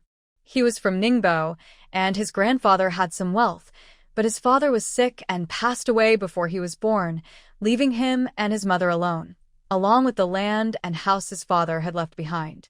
His uncles took the land his father left, and his mother brought him to the city to make a living. She worked for others, washing clothes and running a breakfast stall, willing to do any job. His mother also supported his education.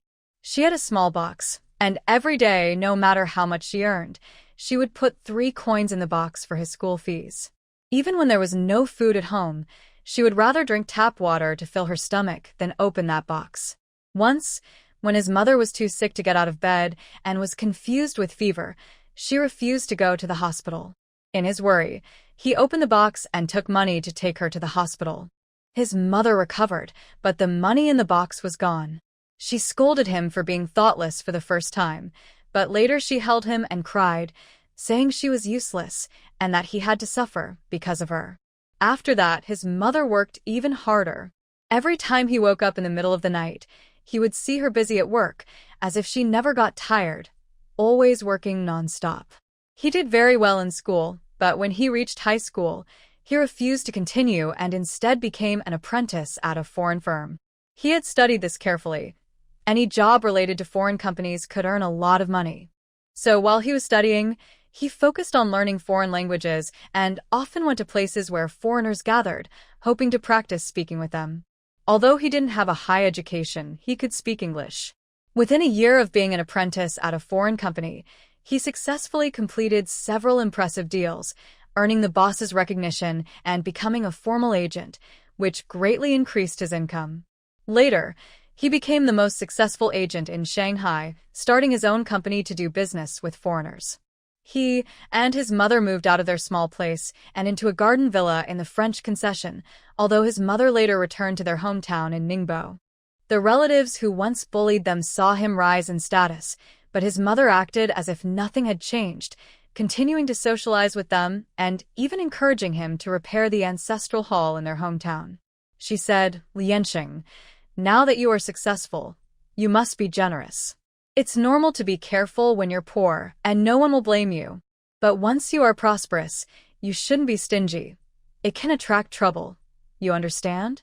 Lianxing wasn't afraid of attracting trouble, but he didn't want to upset his mother, so he followed her advice and repaired the ancestral hall, without seeking revenge on those who had bullied him.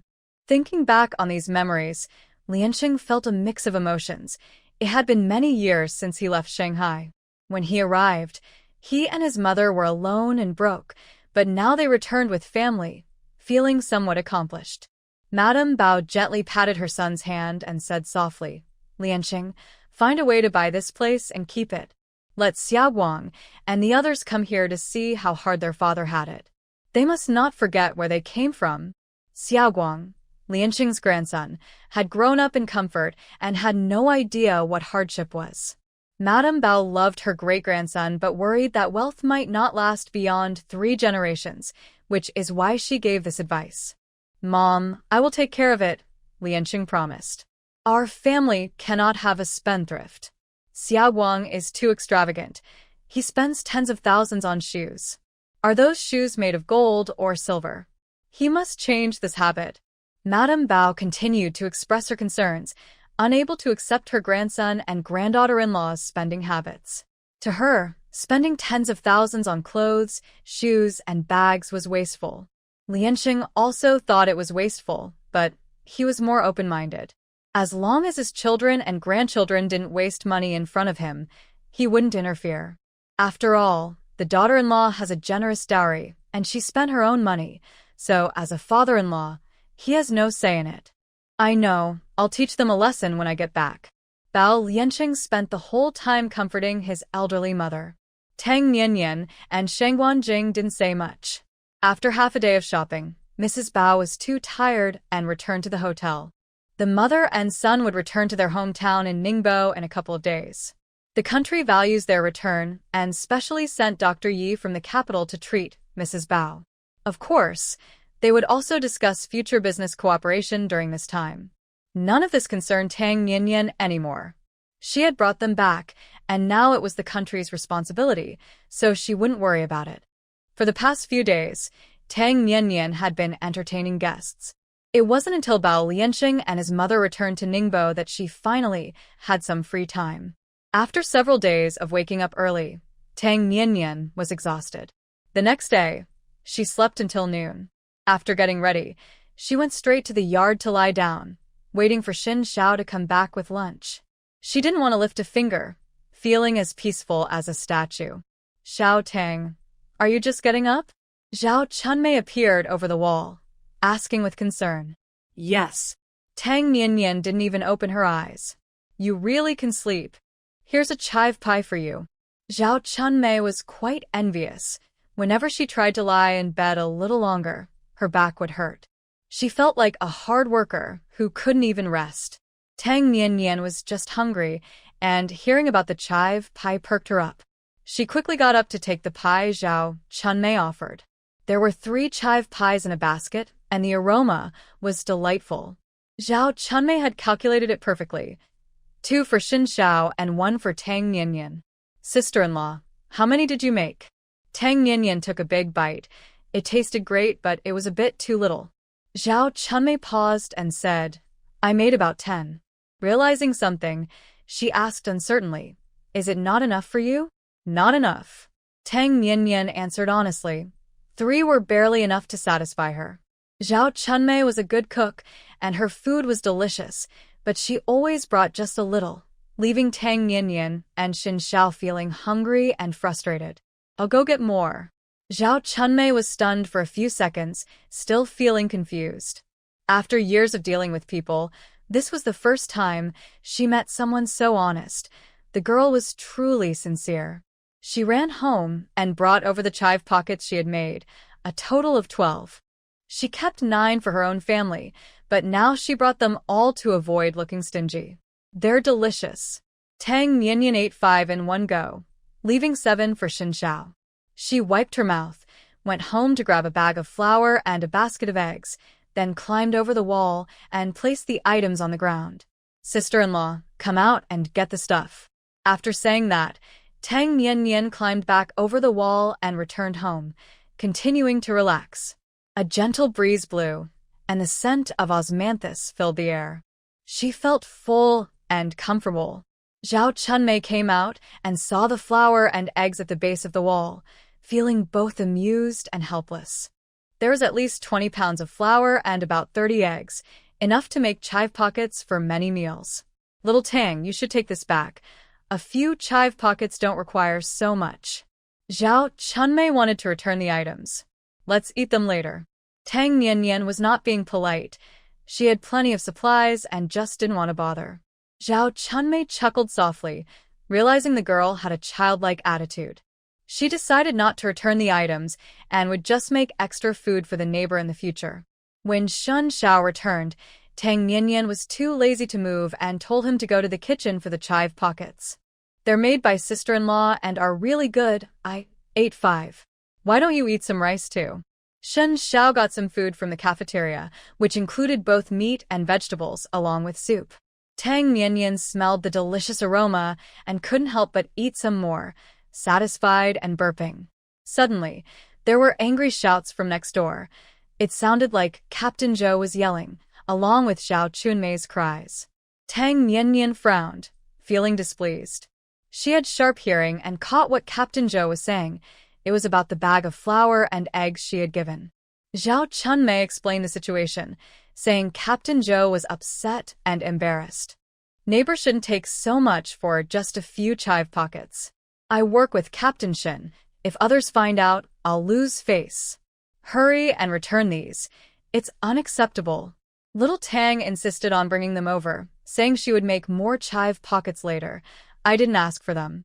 Zhao Chunmei felt wronged and tried to explain. They were just being polite, and you really took it?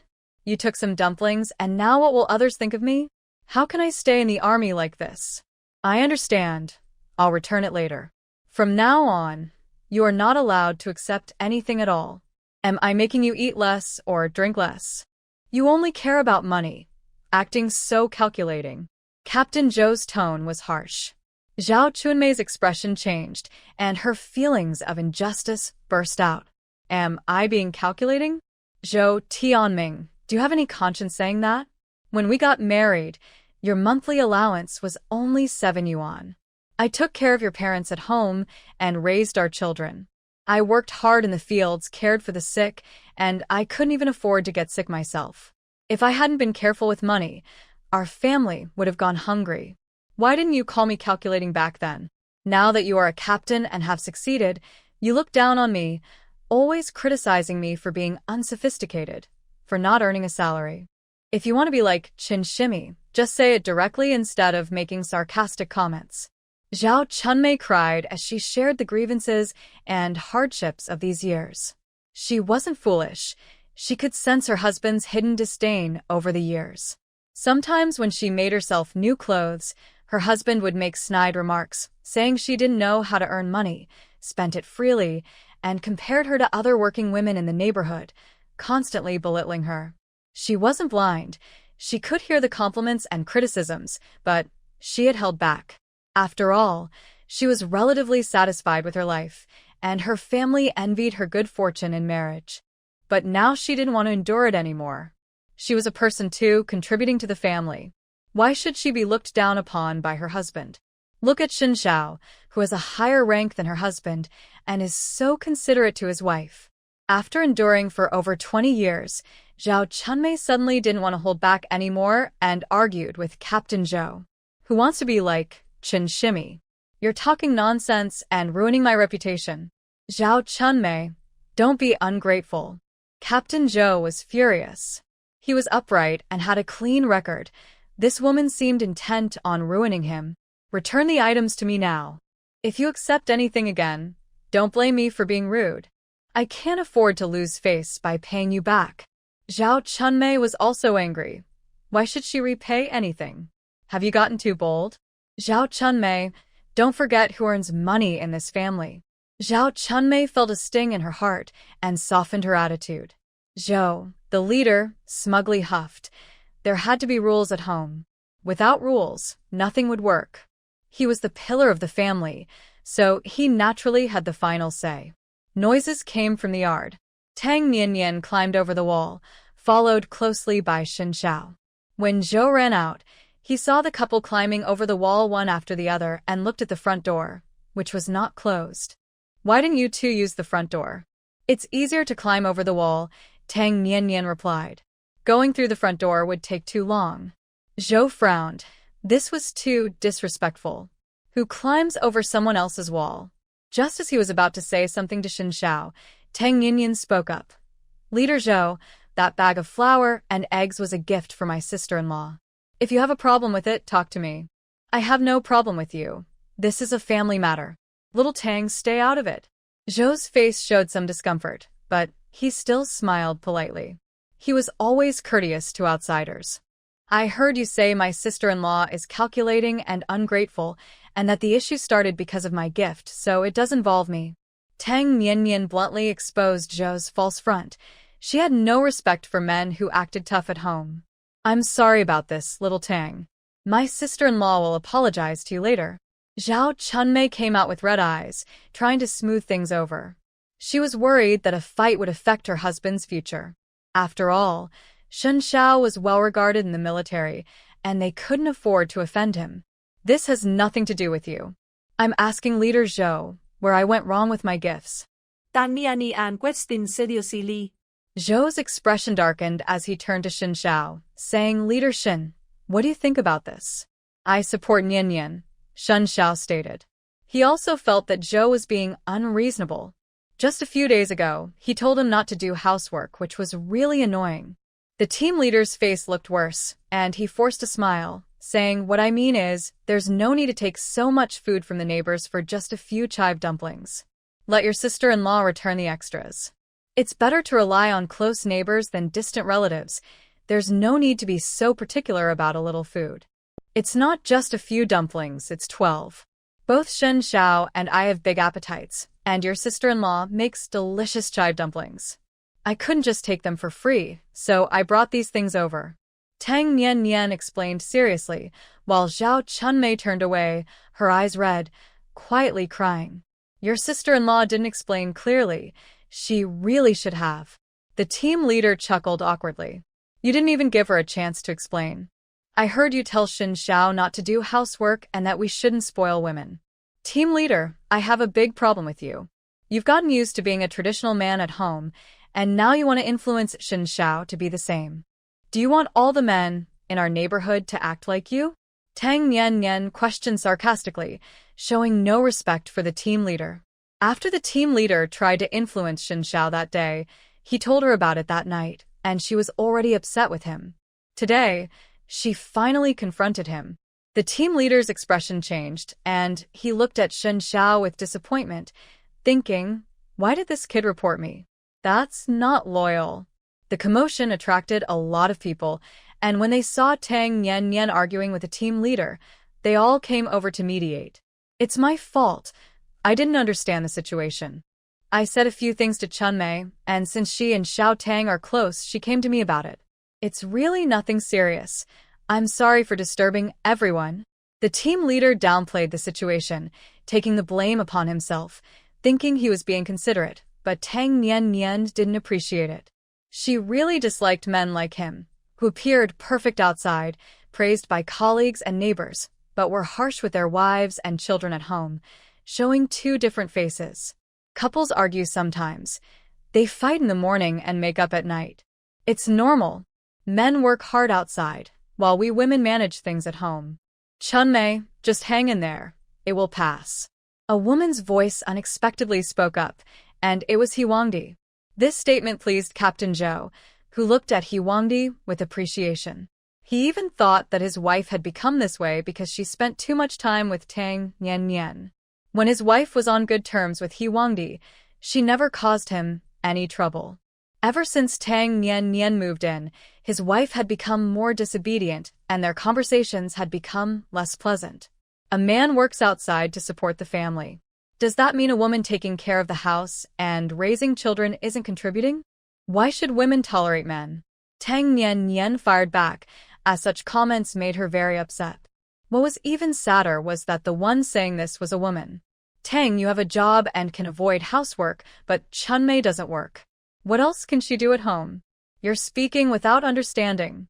He Huangdi scoffed, feeling that Tang Nian was stirring trouble on purpose.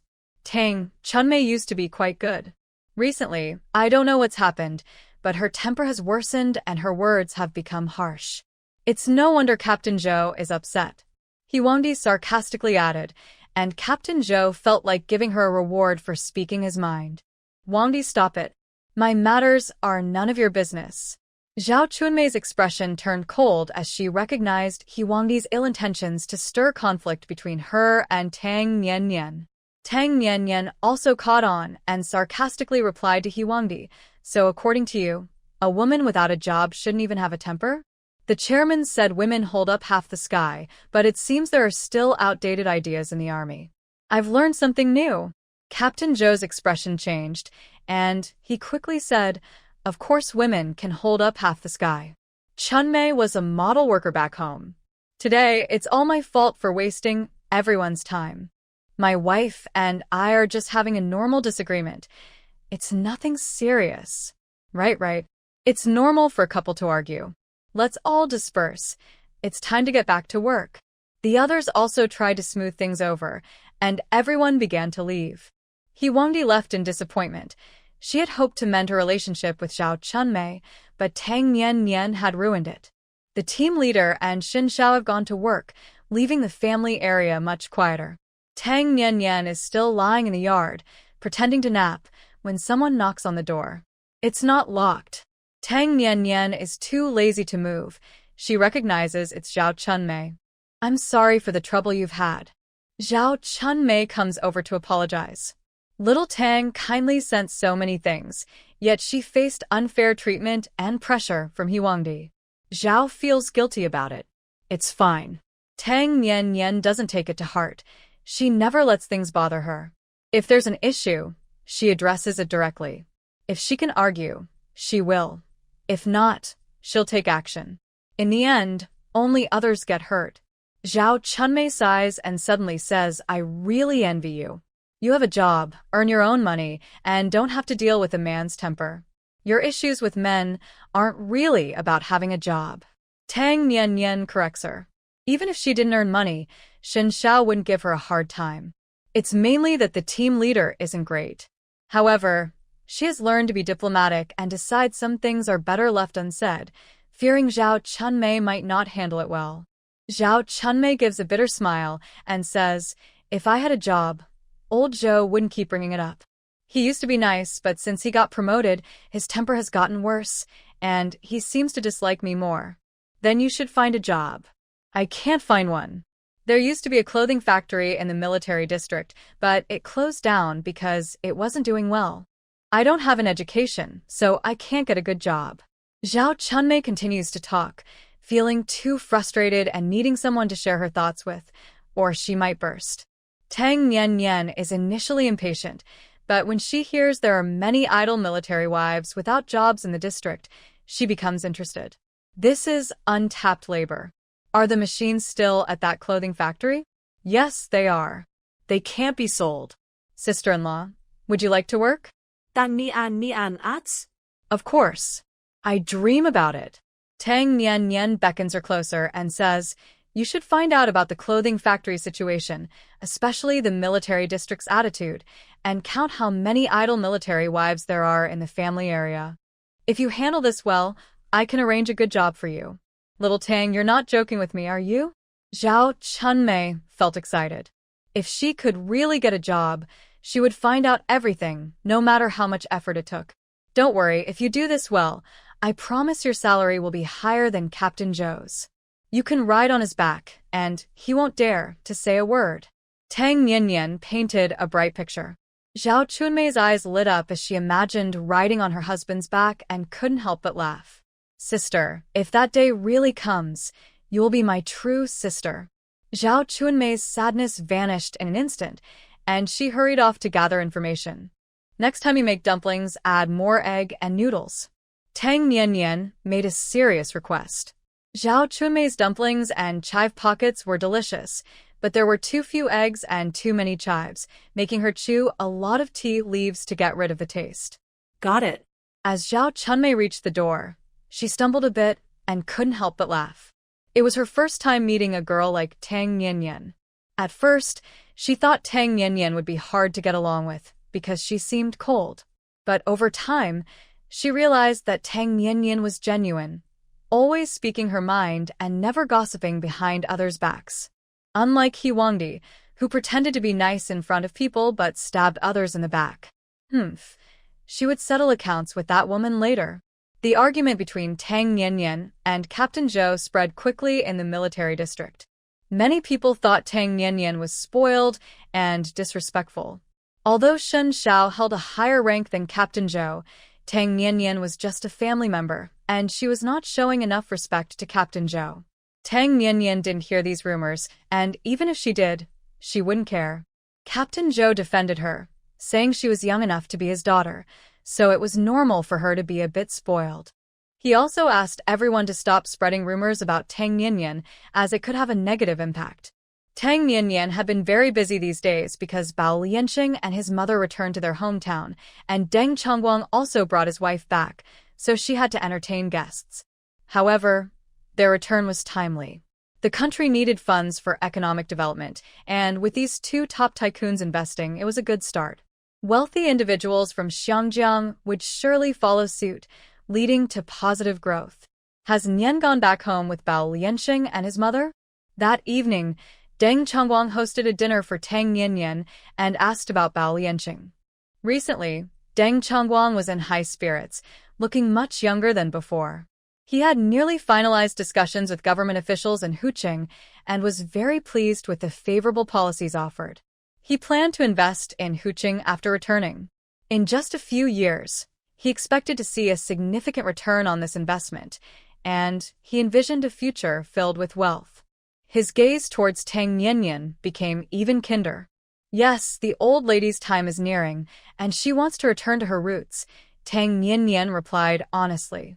The old lady is very fortunate, Deng Chongguang sighed. Living to 87 is a long life, and being able to return home with her son by her side is indeed a blessing. Thinking about his own ungrateful children, his mood darkened. Madam, what is Jasmine up to lately? Tang Nian asked the lady of the house. She is preparing for university and has a tutor at home, studying late into the night, the lady of the house replied with a smile. She had grown fond of Deng Jasmine. The girl was determined, smart, and decisive, a promising talent. She will definitely succeed. Tang Nian expressed her confidence in Deng Jasmine. That's not certain. Her foundation is too weak, Deng Chongguang commented dismissively. Tang Nian chose not to respond. This old man was not as charming as Bao Lianqing and often spoke harshly. He had married 3 times, had many children, but none had achieved much due to his lack of discipline. In contrast, Bao Lianqing, despite being a bit stingy, had raised successful children. However, she believed the true strength of the Bao family was the old lady. A good woman can uplift 3 generations, while the opposite can ruin them. The Deng and Bao families were perfect examples of this. Deng Chongguang and his wife did not stay long in Huqing. After reaching an agreement with the government, he took 2 bodyguards back to Hong Kong. Tang Niannian and Shen Xiao also received their rewards. Both were recognized for first-class merit, receiving military supplies and advanced machinery, along with the recognition for the return of Deng Chongguang and Bao Lianqing. There was also a second-class merit for capturing spies at the base, so now Tang Niannian also has military honors, 1 first class and 1 second class, which is quite impressive even in the military district. Shen Zhao's promotion papers have also come through. He is now at the regiment level and has been promoted to deputy division level. His speed of advancement is faster than a rocket. Good news kept coming. One day, Tang Niannian received a notice that the confiscated Tang family property would be returned to her, and she was asked to complete the paperwork. Half of the antique paintings and calligraphy are still missing. We only managed to recover these, along with 6 properties. The previous tenants have moved out, but the houses are somewhat damaged. The staff explained apologetically that Comrade Tang is a national hero, but they had not protected her property well, and they felt ashamed. You've worked hard. Tang Niannian was not surprised. She had not expected to recover much of the antiques and paintings. Finding 1/3 of them back was unexpected, and it was clear the government had put in a lot of effort. The staff took her to see the 6 properties, which were all garden villas, some large and some small. 3 of them were in very good condition. These 3 were previously assigned to consulate staff and have been well maintained, the staff explained. The other 3 had been given to several families, and their condition was quite poor. The doors and windows were broken, the gardens were in disarray with vegetables planted everywhere, and the floors were severely damaged. Fortunately, the Tang family had used good materials when building, so with some repairs, they could be restored. The government worked efficiently, and within a few days, the property return paperwork was completed. The list of antiques and paintings also arrived in Tang Niannian's hands. Although it was only 1/3, it was still a significant amount. After completing the handover with the relevant departments, Tang Niannian stored the antiques and paintings in her space. The 6 properties would remain vacant for now, and she planned to find craftsmen to repair them before renting them out. She also took some time to visit Tang Village to bring her beloved old lady back and also picked up Aunt Zhang along the way. One reason was that she needed someone to help clean the house, and another was that she missed Aunt Zhang's homemade noodles. Aunt Zhang and the old lady hit it off immediately, becoming fast friends in less than an hour, chatting very comfortably. Moreover, Aunt Zhang had a great talent for languages. Living alone in the city, she learned the local dialect in less than 6 months and spoke it very fluently, so much so that no one could tell she was from out of town when she went to the market. The dialects of Hu City and Zhu City are very similar, so communication between the 2 is easy. Aunt Zhang, wanting to please, shared some fresh gossip she heard in Hu City, keeping Grandma Tang entertained and talking all the way. Tang Niannian smiled, realizing that taking Grandma Tang out for a while was a great idea. Her laughter was even louder than in Tang Village. Niannian, are those real guns? When they arrived at the military district and saw the soldiers standing guard at the entrance, Grandma Tang immediately became respectful and spoke in a lower voice. Yes, Grandma. Aunt Zhang, please get out of the car to register. Tang Niannian parked the car. New arrivals needed to register their information, including their names and household registration. Since Grandma Tang and Aunt Zhang didn't know many characters, Tang Niannian took out their household registration book to help them register, and they quickly gained entry. Wow, I was so scared I broke out in a cold sweat, Aunt Zhang whispered after getting back in the car. If you haven't done anything wrong, there's nothing to fear. You're really lacking confidence. No wonder your mother-in-law bullies you. Grandma Tang said with a hint of disdain, forgetting that she had also felt nervous just moments ago. Aunt, if I had ambition, I wouldn't be a nanny, Aunt Zhang sighed. She lacked education and skills, so being a nanny was her only option. It really was a bit disheartening. Work is valuable no matter what it is. Every job can lead to success. Being a nanny is good too. Nian Nian says your noodles are delicious. No one else has your skills, Grandma Tang quickly reassured her.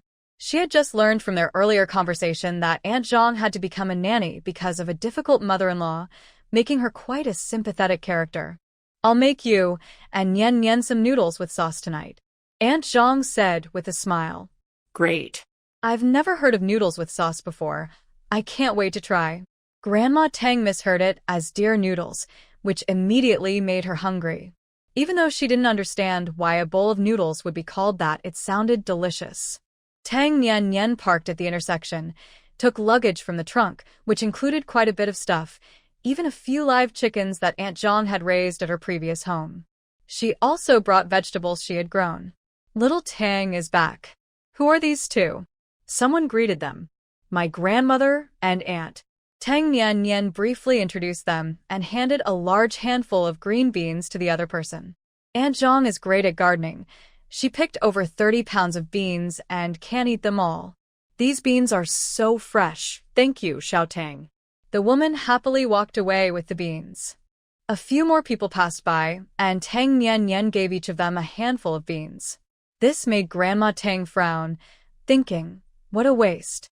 This girl is too generous. She could have saved enough beans to last the winter. Feeling upset, Grandma Tang didn't stop her. This isn't Tang Village. It's the military district, and she had to maintain her granddaughter's reputation. Before long, Tang Nian Nian had given away half of the beans, leaving her with the other half. Xiao Tang is back. He Huangdi approached, having seen Tang Nian Nian giving away beans from a distance. She wanted some too. It would save her a couple of days' worth of groceries. Yes. Tang Nian Nian replied coldly and didn't give her any beans. Even for feeding chickens, she wouldn't give anything to someone she disliked.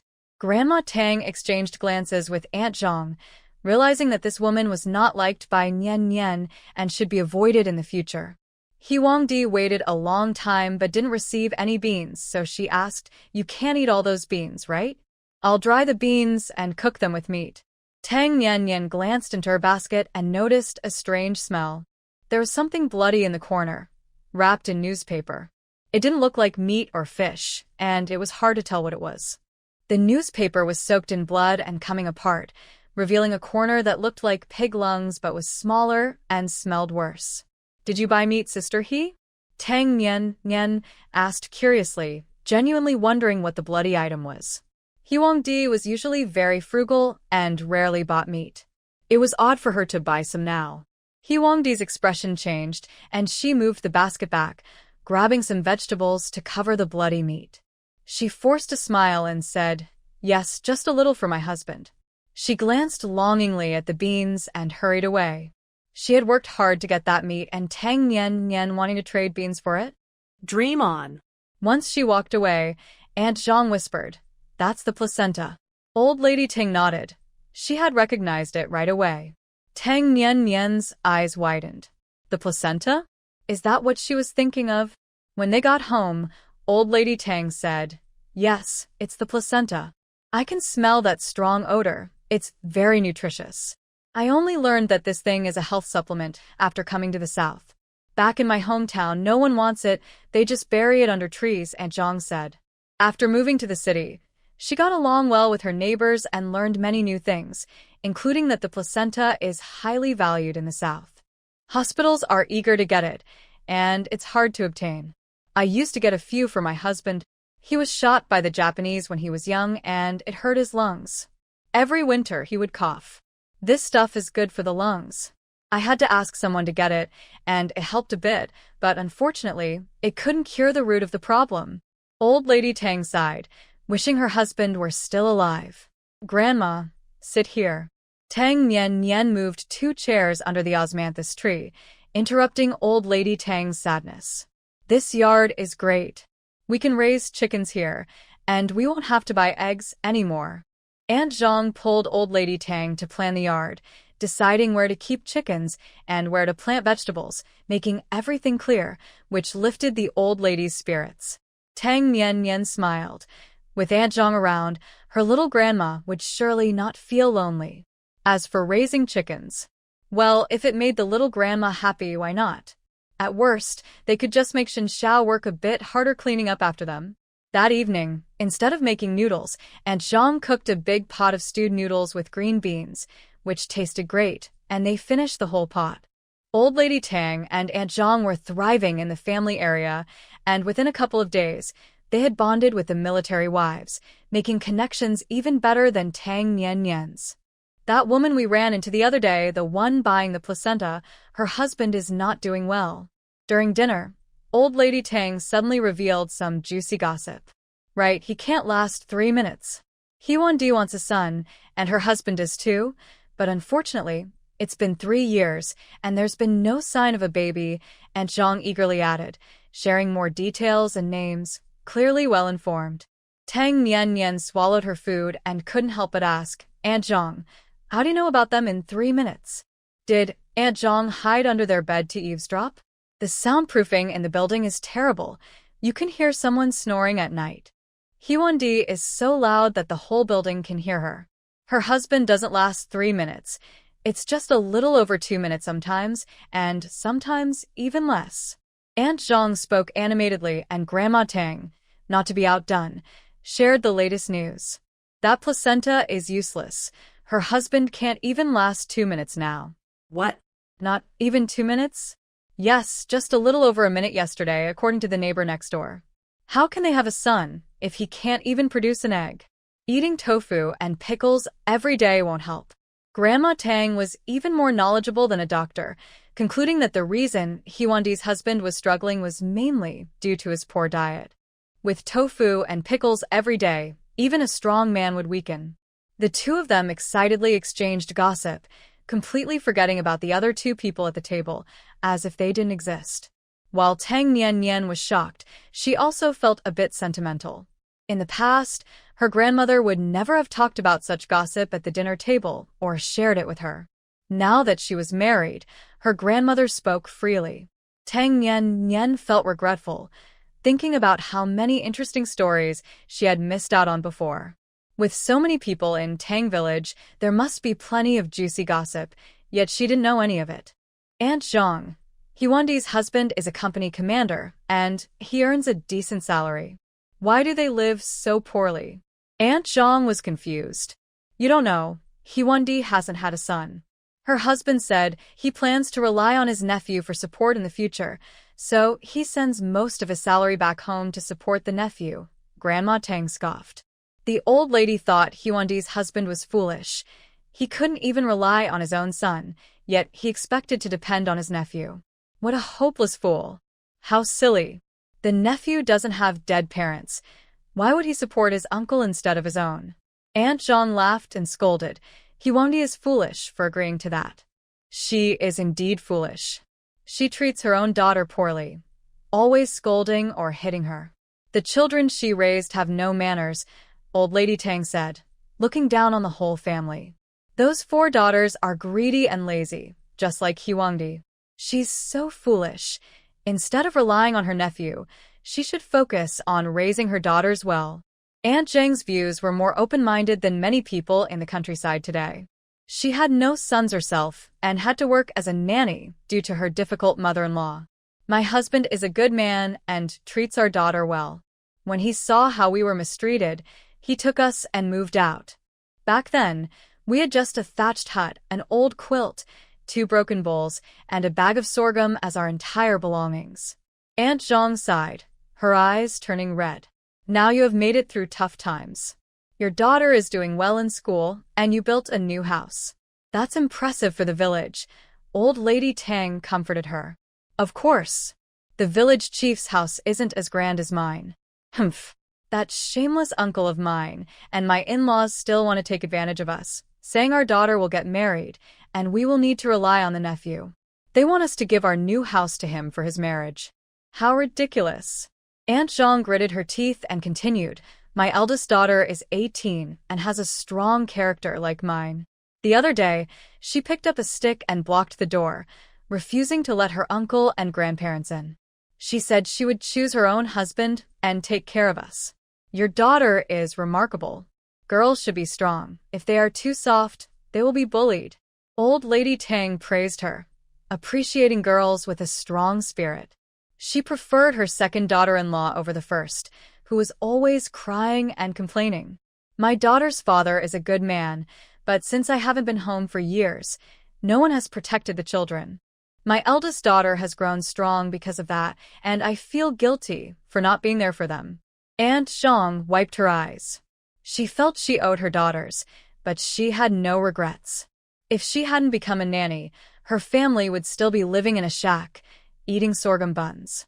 How could they have a proper house or white buns to eat? Her two daughters also couldn't afford to go to school. Children protected by their parents may be soft, but those without protection become strong. That's a good thing. Your blessings are still to come.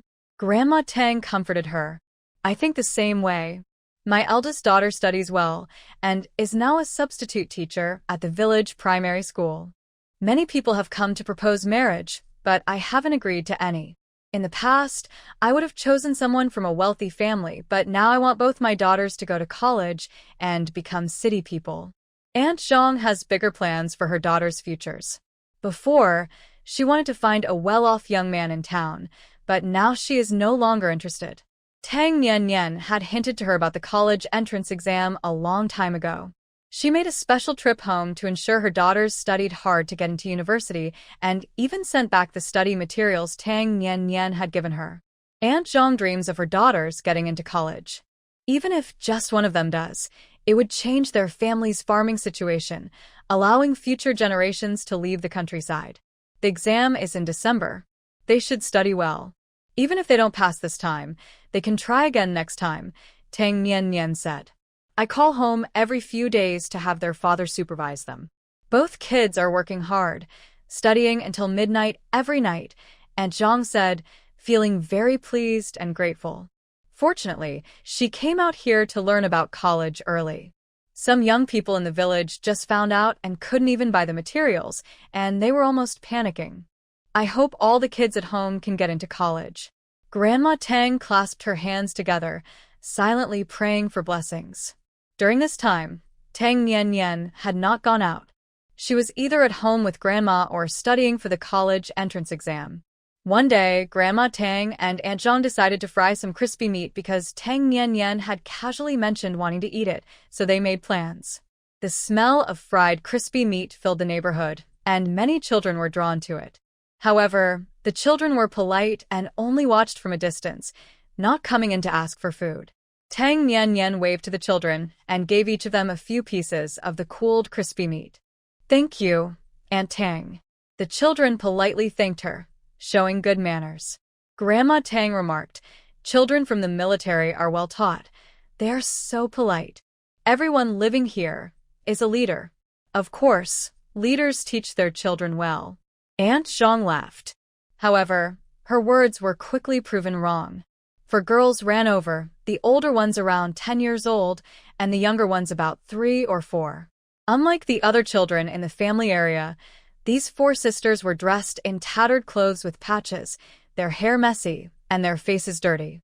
They were the 4 daughters of Huangdi, named Panu, Mengge, Zhaoa, and Inger, clearly showing a strong desire for a son. The 4 sisters entered the yard and stood in a row, eagerly watching the crispy meat frying in the oil, with the youngest girl drooling. Here, go eat outside. Grandma Tang handed each of them a piece of crispy meat to eat outside, to avoid any accidents with the hot oil. The sisters took the meat without even saying thank you and quickly ran outside, standing at the gate to eat. Grandma Tang frowned, disliking the 4 sisters very much. Wah. My meat. The youngest, Inger, cried loudly because her crispy meat was snatched away by her 3 sisters, leaving her with only 1 piece. The oldest sister took the most. She was strong, and the younger 3 were afraid of her. Panner gobbled down her piece of meat, ignoring her crying little sister, and returned to the yard, staring intently at the frying oil, getting very close without saying a word. The other three sisters followed her inside, standing neatly in a row, their eyes shining with desire. I want to eat meat. I want to eat meat. The youngest, Inger, sniffled and shouted, reaching for the crispy meat in the basket with her dirty hands. Grandma Tang quickly lifted the basket, feeling helpless. She didn't want to scold the children, so she said patiently, "There's none left. You all should go home." But there's still so much. The four sisters refused to leave, their eyes wide and pleading. Grandma Tang's face darkened with frustration. She had never seen such persistent children, and she felt unlucky. Go home. Tang Nian Nian came out with a cold expression, her eyes icy. She had just gone inside to find Baisher and Fubao to bring them out for crispy meat, and in that short time, her meat was nearly ruined by these four messy kids. During the past month with the army, Tang Nian Nian has calmed down a lot, and most people in the family area are quite reasonable. Even someone like Su Yan rarely causes trouble.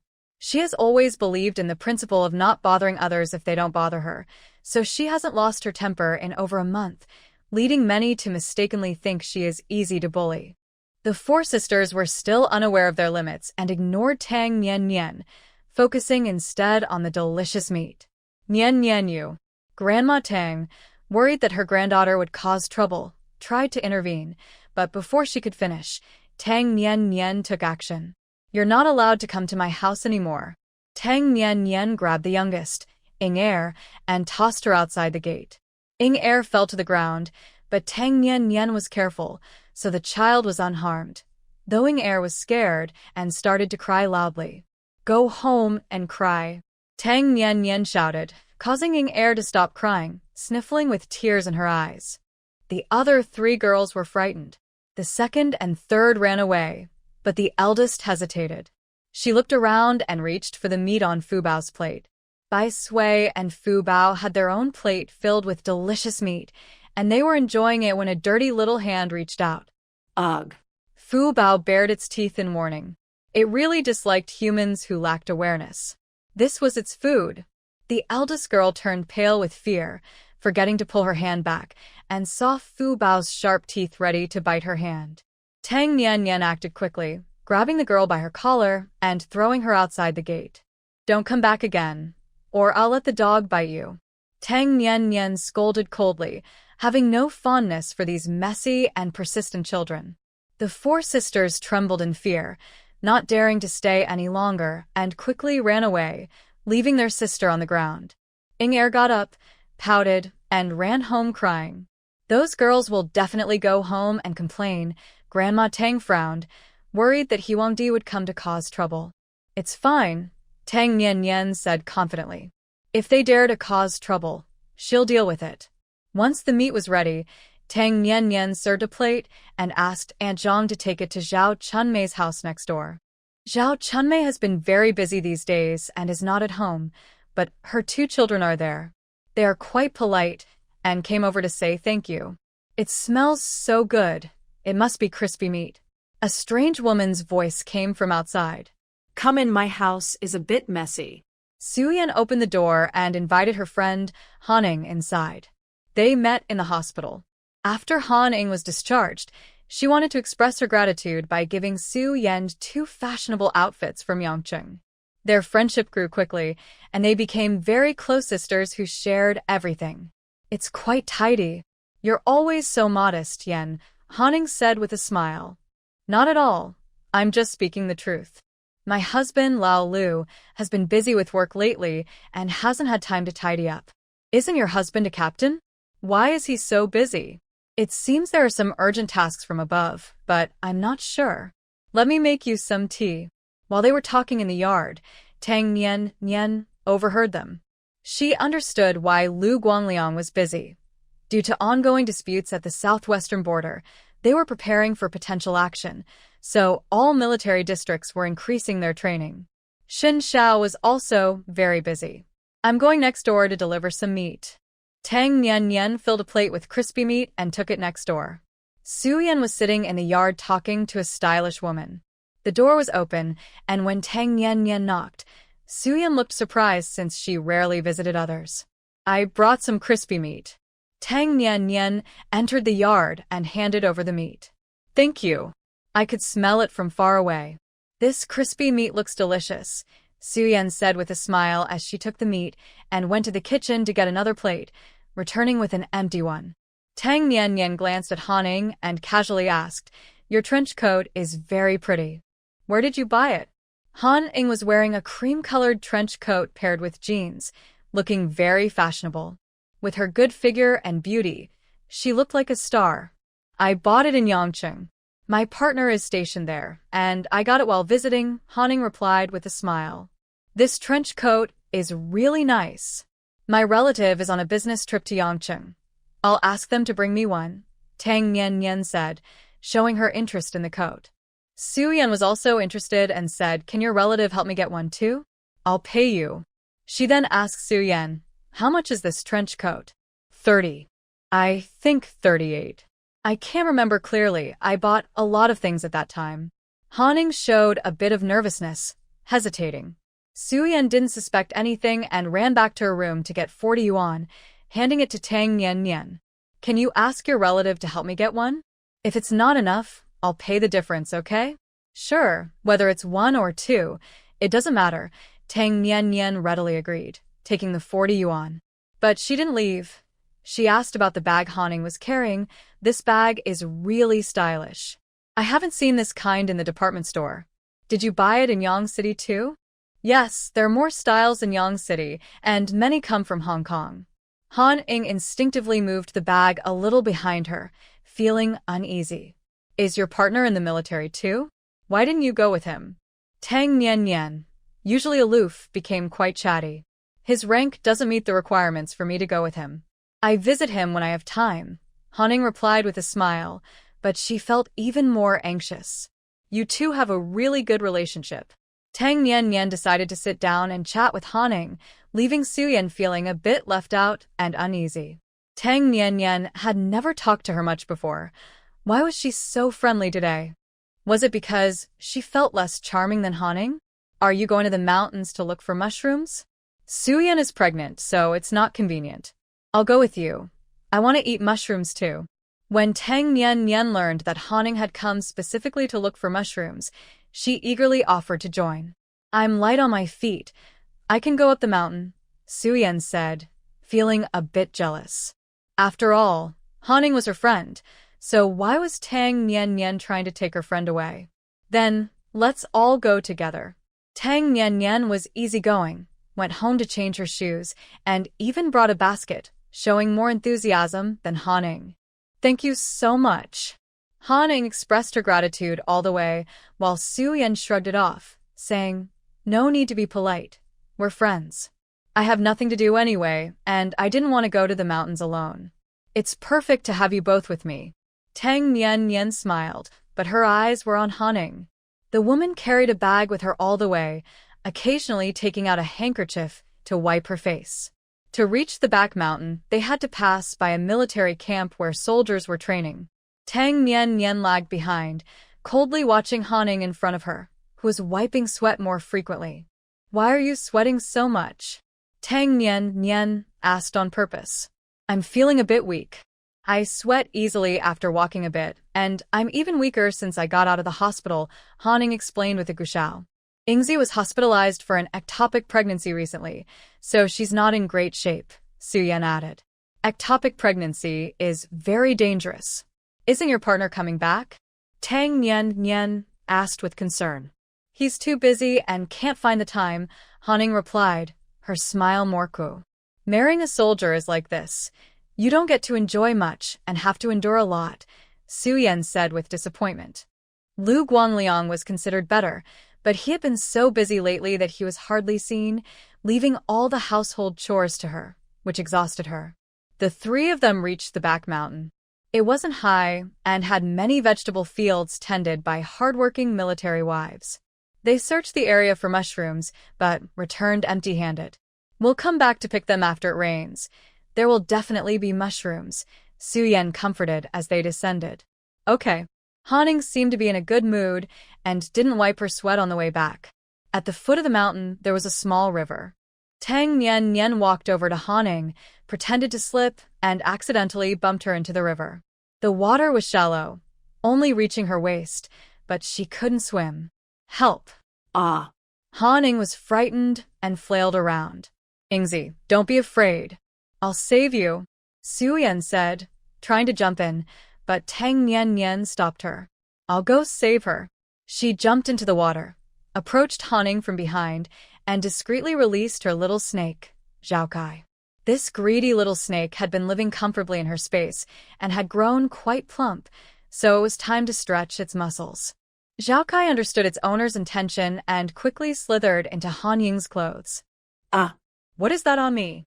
Han Ying felt something slippery and was terrified. She dropped the bag she had been holding tightly, and it fell into the water. There's a snake. Tang Nian Nian pretended to be scared and moved away from her, but secretly stepped on her bag underwater and quietly stored it away. Ah. Han Ying was terrified. She was most afraid of snakes. Su Yan was also scared. She was afraid of snakes too. Don't move. The snake will leave soon, Tang Nian Nian advised. Han Ying slowly calmed down. Sure enough, after a while, she felt something slippery sliding up her back, making her shiver with fear. She used all her strength to stay still. Zhao Kai poked its head out from her collar, looked around, and curiously turned to Tang Nian Nian as if to show off. Go away. Tang Nian Nian signaled with her eyes. Zhao Kai understood perfectly, quickly climbed out, jumped into the water, and swam away happily, but actually was taken into Tang Nian Nian's space. Terrified, Haning was helped back to shore by Tang Nian Nian. Both of their clothes were wet, and it was the end of October, with a cool autumn breeze making them shiver. Where did my bag go? Haning finally noticed her bag was missing, and her face turned pale as she screamed. It might have been washed away. As long as you're okay, we can buy another bag later, Su Yan comforted her. No way. That bag is irreplaceable. I have to find it. Haning was frantic and tried to jump back into the water. She couldn't lose that bag. Are you crazy? It's just a bag. Is it really worth this?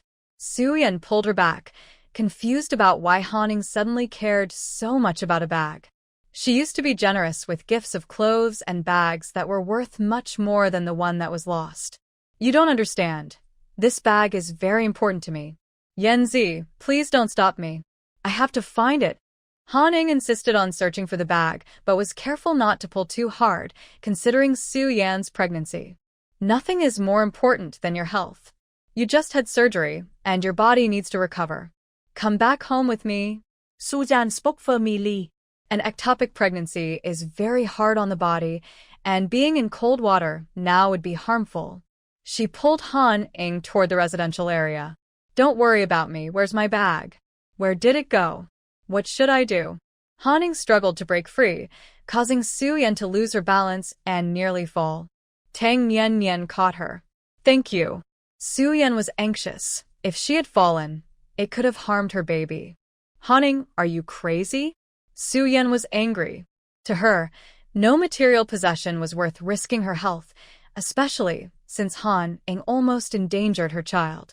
Although she didn't like children and felt uneasy when she first got pregnant, as the baby grew inside her, their bond deepened.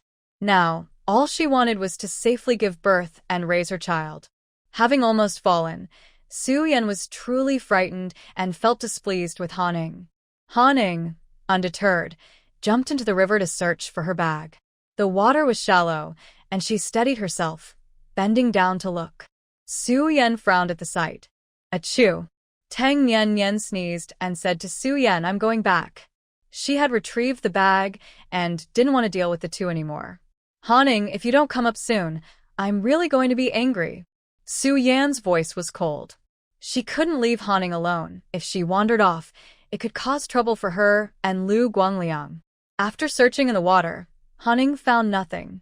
Her face was pale, and her heart sank, but she felt a bit relieved, thinking the bag might float downstream into the sea, where it wouldn't be discovered.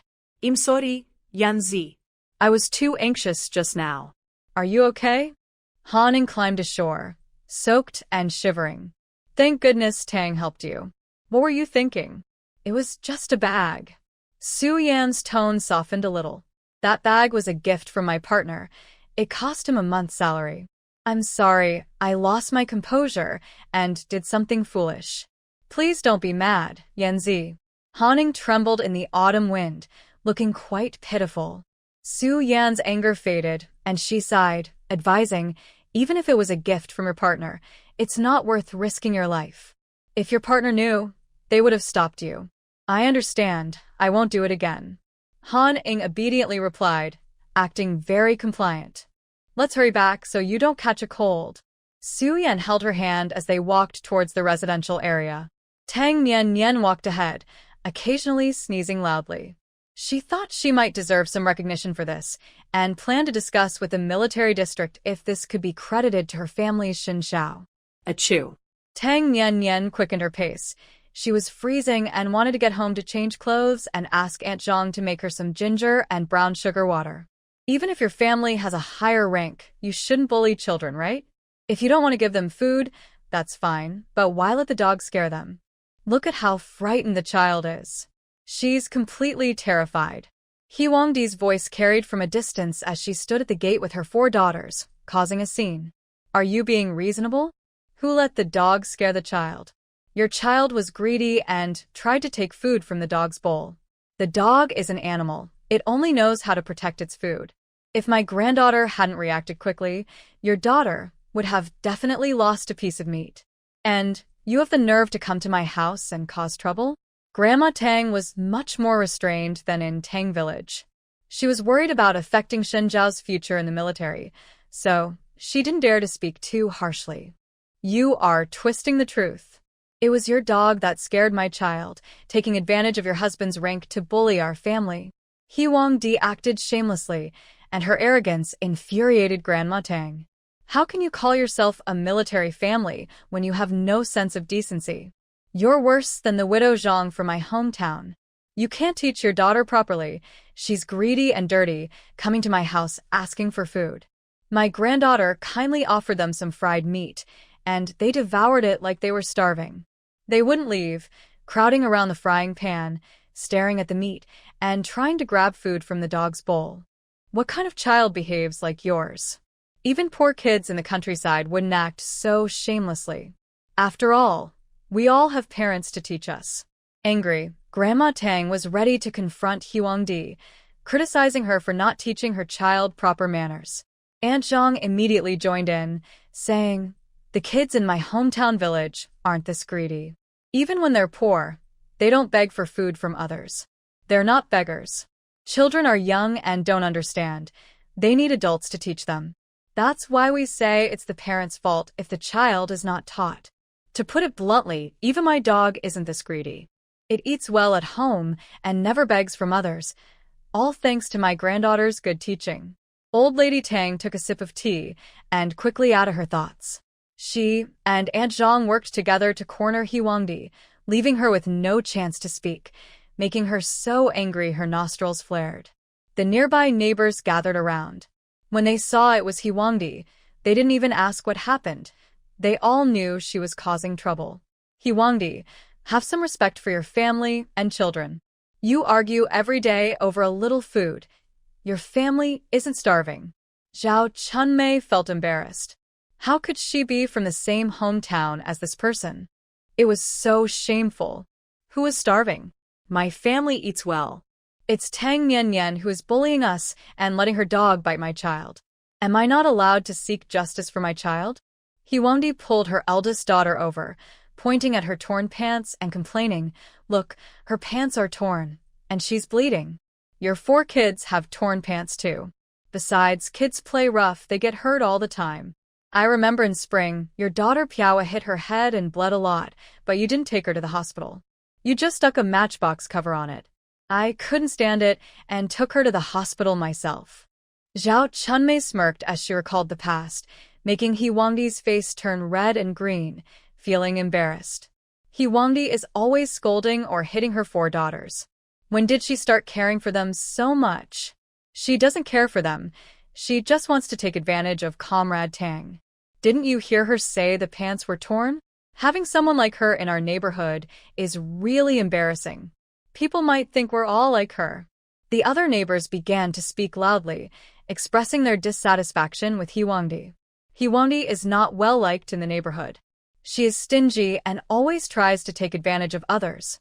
Her 4 daughters are lazy, greedy, and unhygienic, making them disliked by everyone.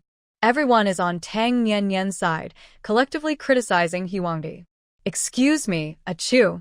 Tang Nianyan is freezing from the wind and is trying to push through the crowd. Oh, dear, little Tang, why are you soaked? Everyone is startled, thinking she fell into the river. Achoo. I went to the mountain to pick mushrooms and accidentally fell into the river. Achoo. Tang Nianyan sneezes several times, without even looking at Huangdi. She grabs her and throws her 100 meters away. Whoosh. Everyone turns their heads in unison as Huangdi lands with a thud. Everyone's hearts race. Little Tang is surprisingly strong. Are you being greedy again? There are no mushrooms in this season. Hurry and change your clothes. You're married now, yet you still cause trouble.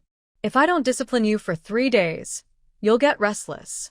Grandma Tang, frustrated, gives her granddaughter several pats and hurriedly tells Aunt Zhang to make ginger tea. Xiao Zhang, chop the ginger finely and boil it longer. Add more brown sugar. This girl isn't used to the taste of ginger. Got it. Aunt Zhang rushes off to prepare the ginger tea. The whole family is busy, ignoring Huangdi. Su Yan and Haning have returned, so Grandma Tang asks Aunt Zhang to make 2 more bowls. Tang Nian comes out after changing clothes, holding a large bowl of ginger tea. The strong ginger smell makes her eyes water. Did Aunt Zhang use all the ginger in the world? She pinches her nose and finishes the ginger tea, then lets out a loud sneeze, feeling much better. Huangdi has gotten back up and is now at the door, looking quite bold. Before she can speak, Tang Nian steps in front of her and says coldly, "Your 4 daughters came to my house asking for food, and I gave them some. But after they ate, they refused to leave and even tried to take the meat meant for my family's special celebration. Your children lack proper upbringing. What kind of well-mannered child fights with dogs for food? Considering we all live in the family area, I saved your daughter and kept her from getting hurt. But if your daughter tries to take food from my dog again, I won't care what happens to her. Also, my dog and the wolf have fought before. They won't bite first, but if they do, they won't hold back." You're bullying me. Huangdi felt overwhelmed by Tang Nianyan's presence, as if a mountain was pressing down on her, and she couldn't speak. I'm just seeking justice for my dog. If you want to see that as bullying, there's nothing I can do. Tang Nianyan sneered and moved closer to Huangdi, looking down at her and mocking, I know what you want. You want me to buy your daughter a new pair of pants and give you some compensation for the fright, right? Huangdi's face turned red as her thoughts were exposed, and she stubbornly replied, I didn't think that at all. Don't accuse me. Fine, I accuso. You're so noble and selfless, so why are you causing a scene? Why not just go home? Tang Nianyan rolled her eyes, tired of arguing with this woman. She preferred to settle things with strength. If this woman didn't leave soon, she would throw a punch. Huangdi, left speechless, walked away reluctantly, her voice still heard scolding her daughter, along with the child's cries. Little Tang, don't argue with her. Everyone knows what she's like. If her kids come again, don't give them food. Those 4 sisters are shameless. Just a little food and they won't leave. It's a shame how a good child has been raised like this. The neighbors chimed in, all criticizing Huangdi. Tang Nianyan didn't join the discussion. While Huangdi was at fault, her husband shared the blame too. Neither of them were good people. Whenever the topic of child-rearing came up, everyone blamed the mother, pushing all responsibility onto her. Did the father just disappear?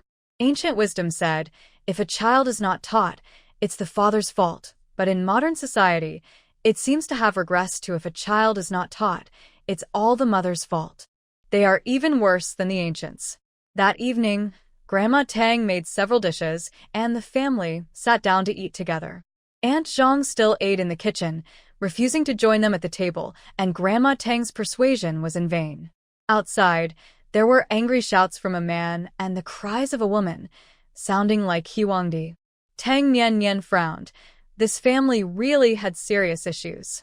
Xin Xiao went out to handle the situation, and indeed it was He Huangdi and her husband. She was being dragged along, her face bruised, clearly having been hit. Deputy Commander Shin, my wife is being unreasonable and causing trouble for your family. Captain Su forced a smile, but then shot a fierce glare at his wife.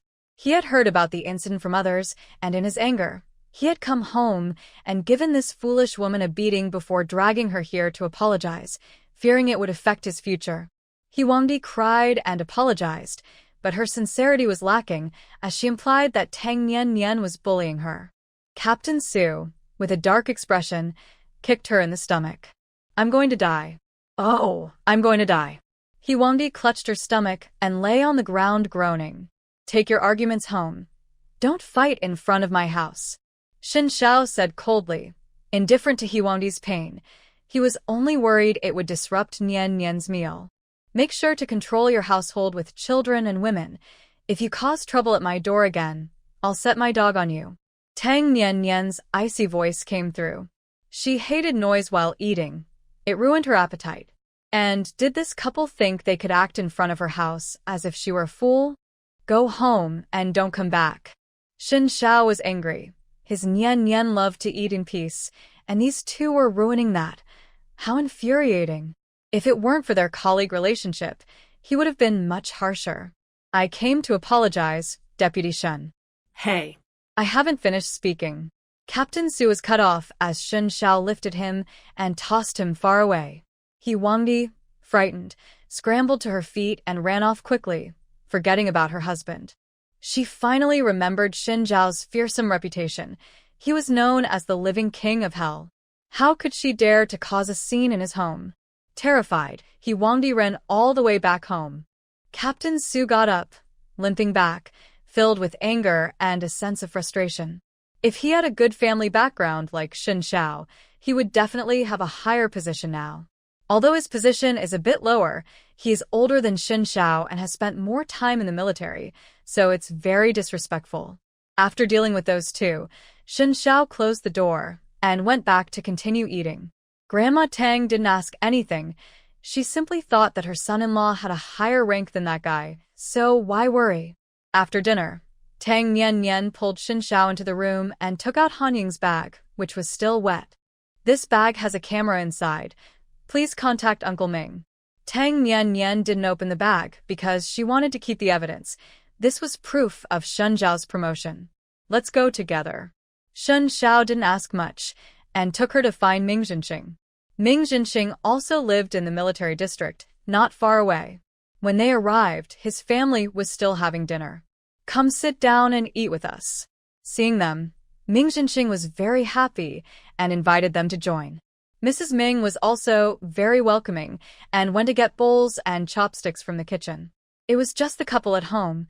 Their son was in another military district, and their daughter lived at work and only came home during holidays. We're not eating, Uncle Ming. Please hurry and eat. I have something to discuss with you. Xin Xiao stopped Mrs. Ming, as he was already full. What is it? Ming Jinxing's interest was piqued, and he lost his appetite for the dragon meat. You can talk after you finish eating. If you don't tell me, I can't eat. If I tell you, you won't be able to eat either. The two of them held out for a while, but in the end, Ming Jinxing gave in and obediently ate. However, he was anxious, reducing his usual 3 bowls of rice to just 1, and quickly finished it, urging Xin Xiao to speak. Let's go to the study. Xin Xiao didn't want Mrs. Ming to overhear. Spies are everywhere, and while Mrs. Ming is trustworthy, one can never be too careful. Ming Jinxing led them to the study, his expression serious, knowing it must be important since Xin Xiao was being so cautious. Look at this bag. Xin Xiao took out the bag, and the water was already wiped off. It looked like an ordinary bag, just a bit more exquisite and stylish. What's wrong with this bag? Ming Jinxing looked at the bag for a long time, but found nothing unusual. It was just an ordinary women's bag, but the material seemed to be genuine leather and felt very soft. There's a camera inside. Xin Xiao opened the bag's compartment and indeed revealed a tiny camera. Ming Jinxing's expression changed, and his voice became more intense. Where did it come from? Darn it, spies had infiltrated his territory. They really didn't take him seriously. It belongs to Su Yan's friend. Tang Nian continued, briefly explaining her suspicions about Haning. She's just an ordinary finance worker, and her husband is only a company commander in the army. Together, their salaries are around $100, but her clothes and bags are very expensive. That salary can't support her spending. Also, she lacks experience and seems to have just been corrupted. On the way to pick mushrooms in the back mountain, she was very nervous, frequently opening her bag to wipe sweat with a handkerchief. Her behavior was too suspicious.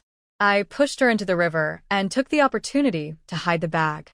When Haning acted crazy, I was even more certain there was something wrong with it. Actually, when Haning fell into the river, Tang Nian wasn't sure yet, but the woman valued that bag so much that she risked her life for it, which made Tang Nian completely certain. Tang Nian's suspicion arose from the coat Haning was wearing, because it was from her grandmother Zhao Fenghua's brand. Tang Nian knew very well that this brand couldn't be found anywhere in the mainland, and there was only one specialty store in Hong Kong. Moreover, that coat couldn't possibly be bought for $38. It would cost at least 10 times that. Good job, Xiao Tang. You've done it again. Ming Jinxing gave a thumbs up, showing that he liked Tang Nian even more than Xin Xiao. Uncle Ming, can you credit this achievement to Xin Xiao? Tang Nian requested. Nonsense. Achievements can't just be credited to anyone. They belong to the person who earned them. Ming Jinxing laughed and scolded her, calling her childish. Tang Nian pouted. The credit wouldn't benefit her since she wasn't in the army. Don't worry, you and Xin Xiao are a team. If you succeed, it will help him get promoted in the army. Ming Jinxing noticed her thoughts and felt comforted. Xin Xiao had been lonely for so many years, and finally, he had someone who cared for and looked after him. Tang Nian was finally satisfied and got up to go home and sleep. She had been busy all day and was exhausted. Ming Jinxing did not try to keep them. There was a spy in the military district, and they would be busy for the next few days. Xiao, come with me. He called out to someone as he was good at catching spies like Xin Xiao, always successful. Tang Nian went home alone. Just as she fell asleep, she heard noises from next door, including Su Yan's startled cries and Lu Guangliang's voice. Why are you arresting me? What did I do wrong? Suzanne shouted angrily. Dr. Su, please cooperate with our work. If you refuse, we will have to take stronger measures. In the end, Lu Guangliang managed to calm his wife down, and the couple was taken away. Although the commotion was not loud, it alarmed many people. Seeing Lu Guangliang and his wife being taken away frightened everyone, and they lost their sleep. What happened? What did Captain Lu and Dr. Su do wrong? I don't know. They were taken away in the middle of the night. It must be serious. Everyone was anxious and did not dare to discuss it further, fearing they might get involved. That night, many people had trouble sleeping, but Tang Nian was unaffected and slept soundly until dawn, unaware of when Xin Xiao returned. The smell of soy milk wafted in from outside, waking Tang Nian up. Last time she mentioned wanting salty soy milk, and Zhang had somehow found a small stone mill, and now she could enjoy fresh soy milk every day, even better than store-bought. How did things go? Tang Nian stretched and lazily asked. All of them have been apprehended. Haning was corrupted by her lover, who is a spy from the island nation, along with a few of his accomplices. We caught them all last night, Xin Xiao replied. Through Haning, they uncovered 7 or 8 people, and this time, Nian should receive a second-class merit. Why are there so many spies? A bunch of traitors. Tang Nian tightened her fists, all of them betraying their ancestors. Dinner is ready. Grandma Tang called out. Tang Nian jumped out of bed and quickly washed up before heading to breakfast. There was steaming salty soy milk and golden pot stickers. Aunt Zhang's cooking was getting better and better. The couple next door was taken away last night. I wonder what happened. They seemed so flustered, Old Lady Tang whispered. Grandma, don't go asking about it. It's military confidential. Tang Nian warned her, worried that the old lady might get into trouble. I'm not curious about that. I only care about village gossip, old lady Tang replied, shaking her head. While she loved hearing gossip, she only wanted to know about small village matters, not military secrets. Aunt Zhang didn't ask any questions. She only enjoyed hearing about affairs and scandals, showing no interest in anything else. By the time news about Lu Guangliang and his wife came around, the weather had turned cool. Su Yan lost her baby due to emotional distress, and even though she was in the hospital, she still had to face an investigation, regardless of her father's rank as a general. Moreover, Deputy General Su publicly stated that the relevant authorities must thoroughly investigate his daughter without giving him any special treatment. Lu Guangliang was cleared of suspicion. He was always cautious and never discussed work at home, so he hadn't leaked any secrets. However, Su Yan worked at the military hospital and interacted with military personnel daily. Haning used her to gain access to many secrets, which were passed on to her lover. Fortunately, these secrets weren't critical and didn't cause significant damage. But when Su Yan brought Haning home, if it weren't for Tang Nianyan's vigilance, the military plans could have been photographed by Haning. Lu Guangliang and Su Yan divorced.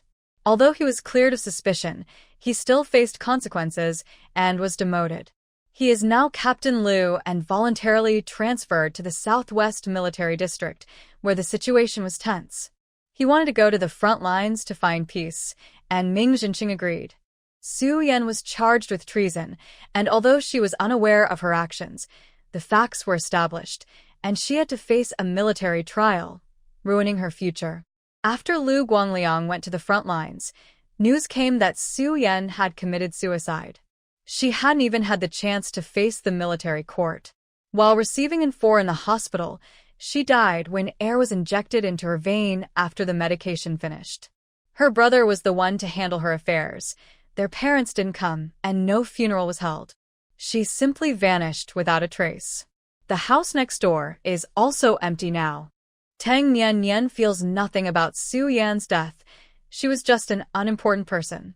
Moreover, Su Yan's death was entirely her own fault.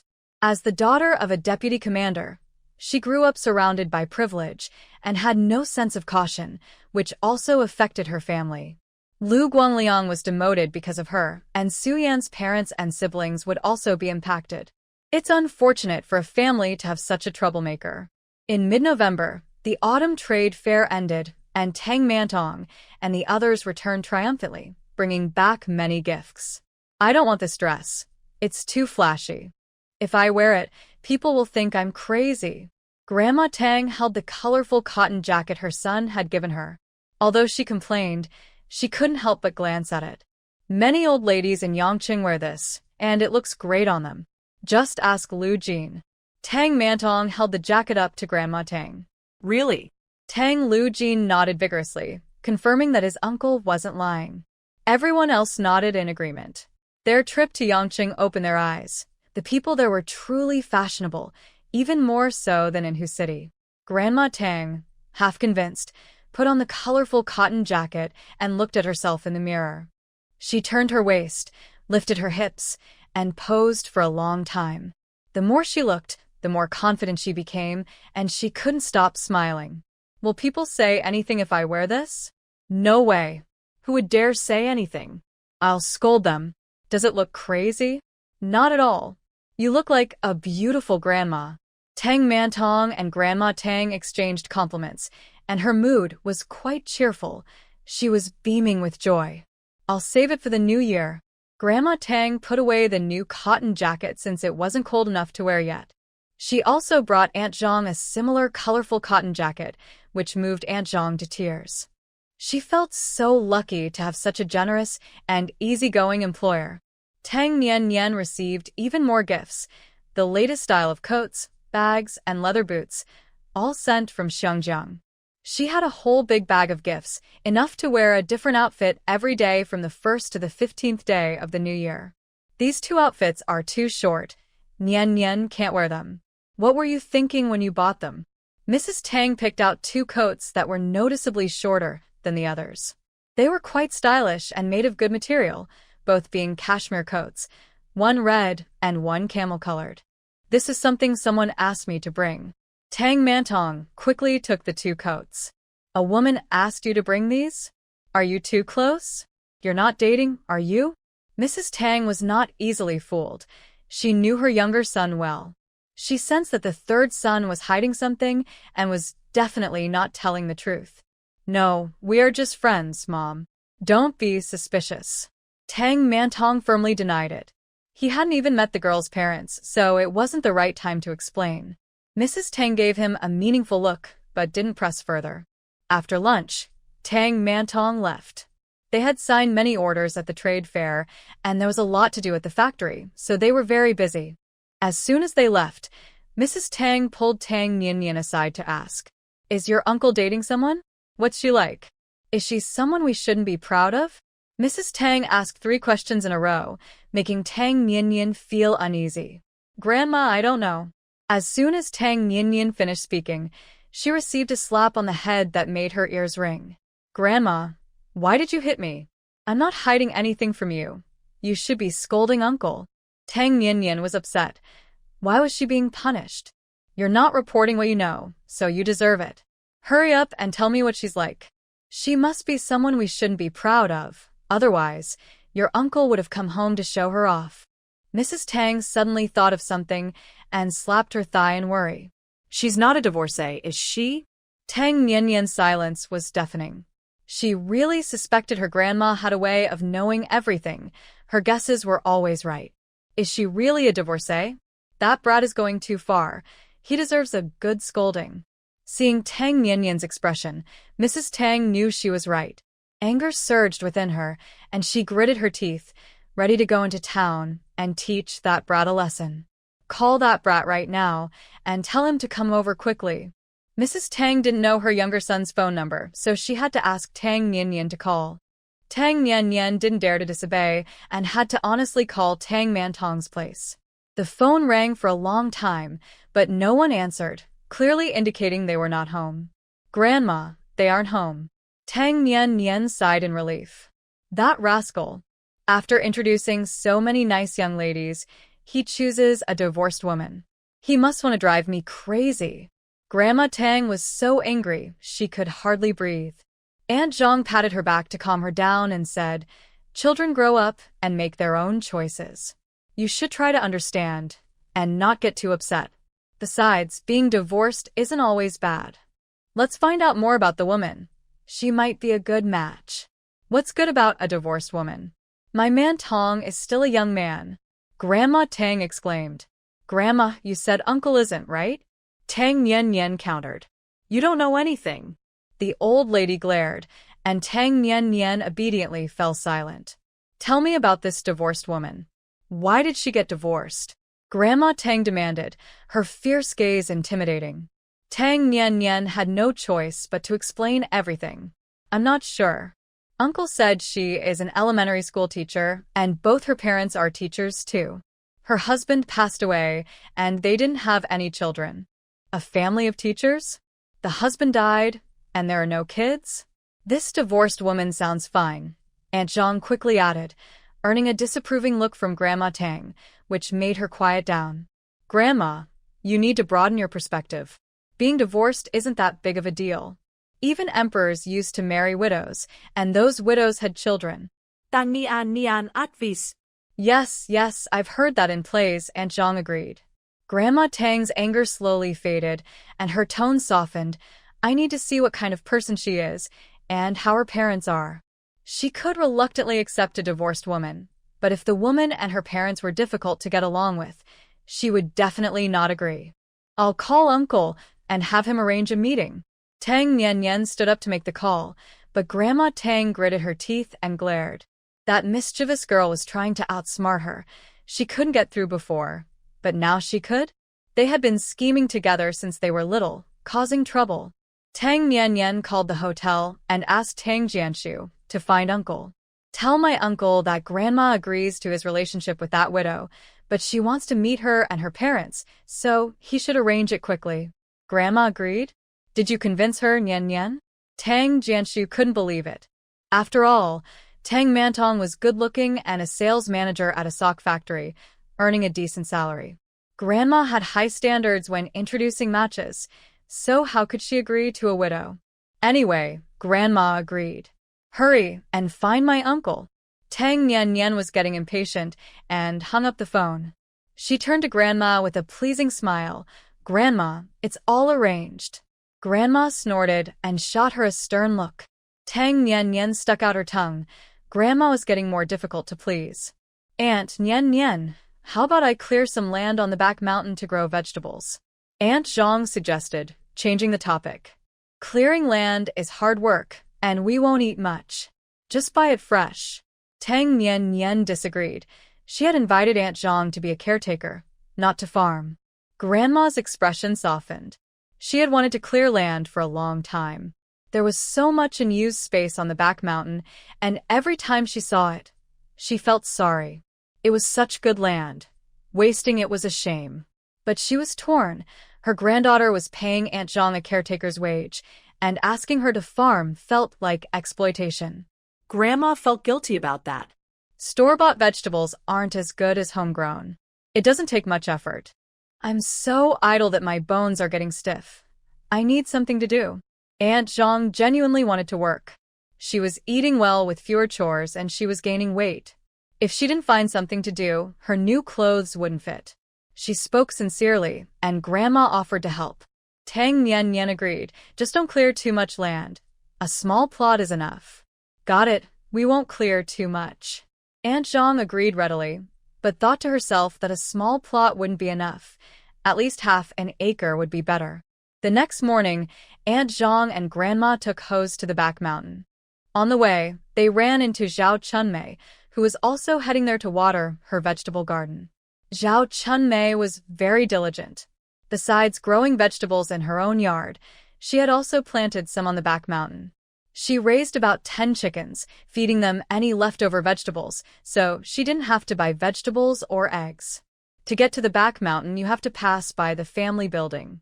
Hiwandi lives on the first floor. She is working at the door, rubbing salt and chili powder into the mustard greens she has prepared. Once done, she puts them in a pickle jar to last through the winter. Where did you buy that salt? Zhao Chunmei actually didn't want to talk to her, but since she was passing by, it felt rude not to say hello. After all, she hadn't officially fallen out with Hiwandi. Moreover, she really thought the salt Hiwandi was using seemed off, different from the salt she usually bought. It was free, I picked it up. Hiwandi looked very pleased, and even made a noise at Old Lady Tang. Old Lady Tang made an even louder noise and rolled her eyes. Is there really free salt? Where did you find it? I want to get some too. Zhao Chunmei didn't believe her at all. She suspected Hiwandi had stolen it. This woman has always been sneaky. Just on the road. Last year it snowed, and people were spreading salt on the road like it was nothing. I picked up a big bag, and I still have some left. Hiwandi was quite proud, thinking she saved a year's worth of salt money. But she wasn't telling the truth. That bag of salt was stolen. Workers were spreading salt in front of her, and she picked it up from behind. The workers even told her that the salt wasn't safe to eat, but she didn't believe them. The salt tasted just like the kind she bought, and her family had been eating it for a year without any problems. What nonsense! Zhao Chunmei's expression changed, and she advised, "That's industrial salt. It's toxic. You really don't understand. How can good salt be toxic? We've been eating it for a year, and we're fine." Hiwandi frowned and rubbed the salt harder into the mustard greens. The toxicity isn't strong. You won't notice it right away. If you don't believe me, ask a doctor. Zhao Chunmei kindly warned. Doctors don't know anything. Enough already. Mind your own business. Hiwandi waved her hand impatiently, not wanting to hear another word. Zhao Chunmei sighed. Seeing the water still on the mustard greens she was putting in the jar made her uncomfortable. She couldn't help but say, "You haven't dried the water off the mustard greens. They will get moldy in the jar." As a woman who excelled at household chores, she couldn't stand to see such carelessness with pickling. It bothered her more than anything else. Hiwandi threw the mustard greens on the ground and angrily said, "So only you, Zhao Chunmei, know how to make pickles, huh? I've been doing this for over 10 years, and it's delicious." I haven't been harmed, so you don't need to show off in front of me. Xiao Zhao, let's go. Grandma Tang called out from a distance. I'm coming. Zhao Chunmei jogged over. He Wangdi snorted loudly and said, What are you showing off for? I'm not falling for that. Hearing this, Zhao Chunmei smiled wryly and quickly pulled Grandma Tang away. You're just meddling. She can use whatever salt she wants and pickle vegetables however she likes. It's not going into your stomach, so why are you worried? Once they were far away, Grandma Tang spoke up, feeling that Zhao Chunmei was indeed being a bit nosy. Auntie, we are from the same hometown and that salt is really harmful. I can't just ignore it, Zhao Chunmei sighed. Is that salt really harmful? Grandma Tang was startled. She thought that salt looked just like regular salt. That's industrial salt used for melting snow on the roads. It is harmful, but it won't kill you right away, Zhao Chunmei patiently explained, having heard it from someone else. Well, I haven't heard Huangdi say anything bad about it after using it for a year. That bag of salt isn't very big, and once they finish pickling, it should be fine. She had no idea about industrial salt, and since Huangdi had been fine for a year, clearly, it wasn't very toxic. That's true. That bag of salt isn't much. Zhao Chunmei also felt relieved, as she didn't know much about industrial salt either, just what she had heard. Aunt Zhang and Grandma Tang were quite capable. They had cultivated a large piece of land on the back mountain and buried chicken manure as fertilizer, growing several types of vegetables, which they checked on every day. A couple of days later, Tang Mantong called to confirm whether his mother really didn't mind that his partner was a widow. How old are you? And you quietly found a partner, and she's a divorcee. What does that make me as your mother? I'm nothing. Now that you're a manager, you think you're all that, with money and power. How can I, an unaccomplished rural woman, dare to interfere with your affairs? Manager Tang. Tang's mother sarcastically expressed her feelings, leaving Tang Mantong on the other end of the line feeling ashamed, almost wanting to bow down to the phone. Mom, saying that makes me feel terrible. I didn't mean to hide it from you. I just wanted to introduce you to Anna's parents first before telling you. Your opinion is very important. If you disagree, I will definitely break up with her. Then I disagree. You should break up with her. Tang's mother scoffed. She wasn't falling for sweet talk anymore. There was a moment of silence on the line. Mom, why not meet Anna first? She's really nice, pretty, gentle, and educated. She's an elementary school teacher and very popular with her students. I'm sure you'll like her once you meet. Tang Mantong desperately praised his partner. He didn't want to lose her after finally finding someone he liked. Anna, and she's not even married yet, and her name sounds like a rich girl. What decent family names their daughter Anna? Tang's mother was very unhappy with Joanna, whom she had never met. Even if Tang Mantong described her as a flower, she still didn't like her. The elderly woman held some superstitious beliefs, thinking that Joanna, having been married for only 2 years before her husband passed away without having children, might bring bad luck.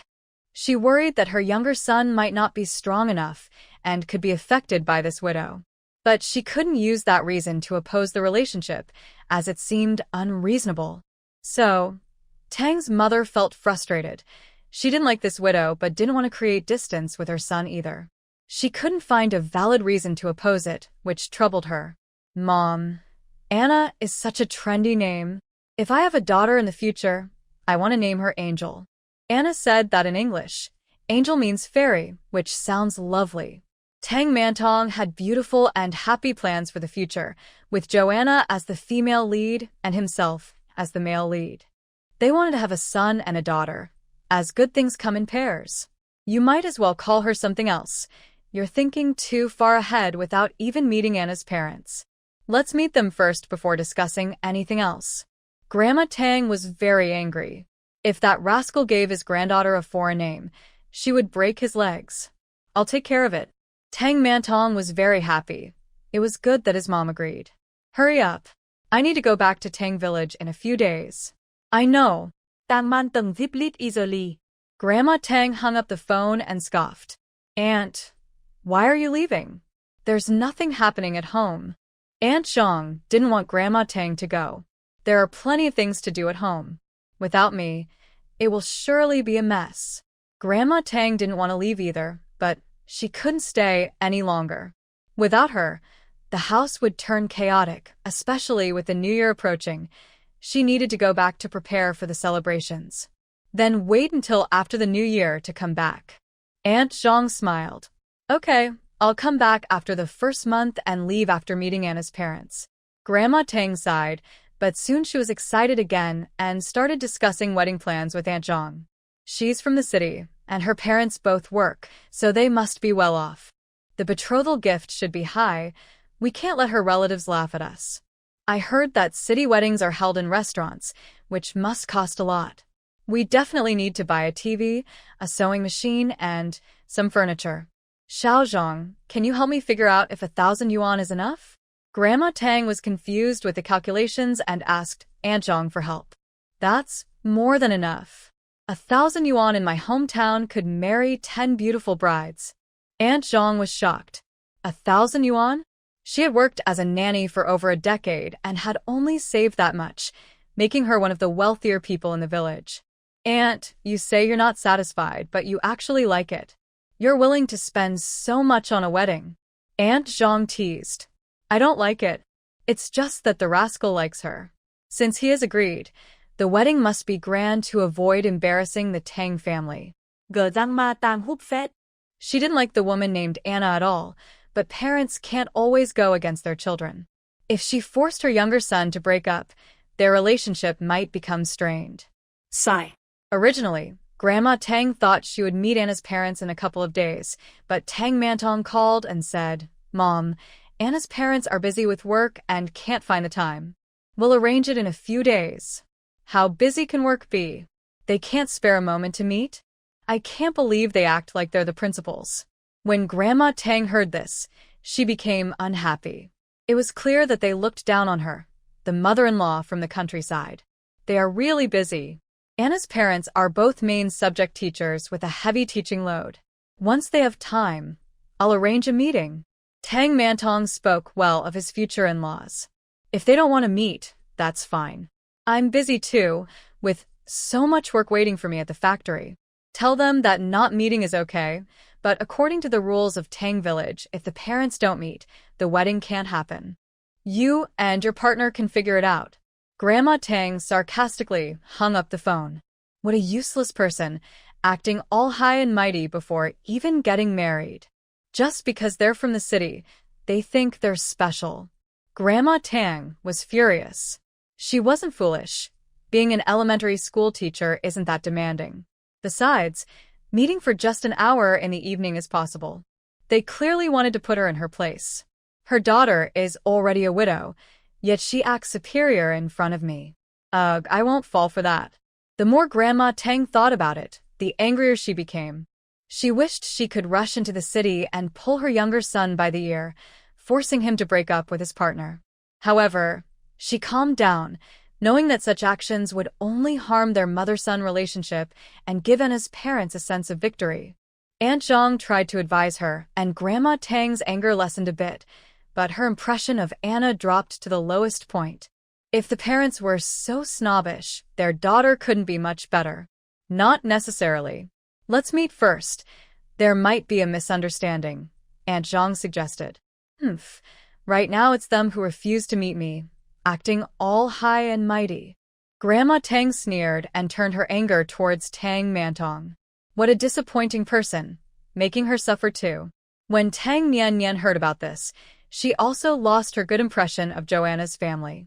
How could they act so superior before even meeting? To be blunt, Joanna's situation isn't that great.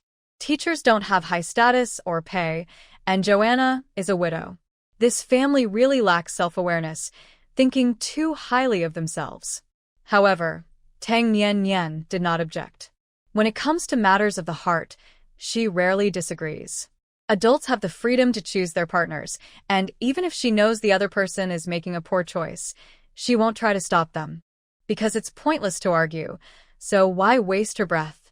Tang Mantong didn't know how to explain things to Joanna's family. Finally, They were free and scheduled to meet in 3 days at Joanna's house to discuss the wedding gifts and marriage plans. Now you're not busy? Weren't you busier than the principal? Are you willing to meet with me, an old woman from the countryside? Tang's grandmother expressed her frustration. She was holding back a lot of anger. Mom, it's a misunderstanding. Anna's parents didn't mean it that way. Tang Montong's voice sounded guilty. Have you never met a woman? With so many young ladies available, why do you want to marry a widow, especially one with a family that isn't all there? Are you used to a good life and want to go through trouble with them? Tang's grandmother was furious. She was upset that her younger son was always defending Anna's family.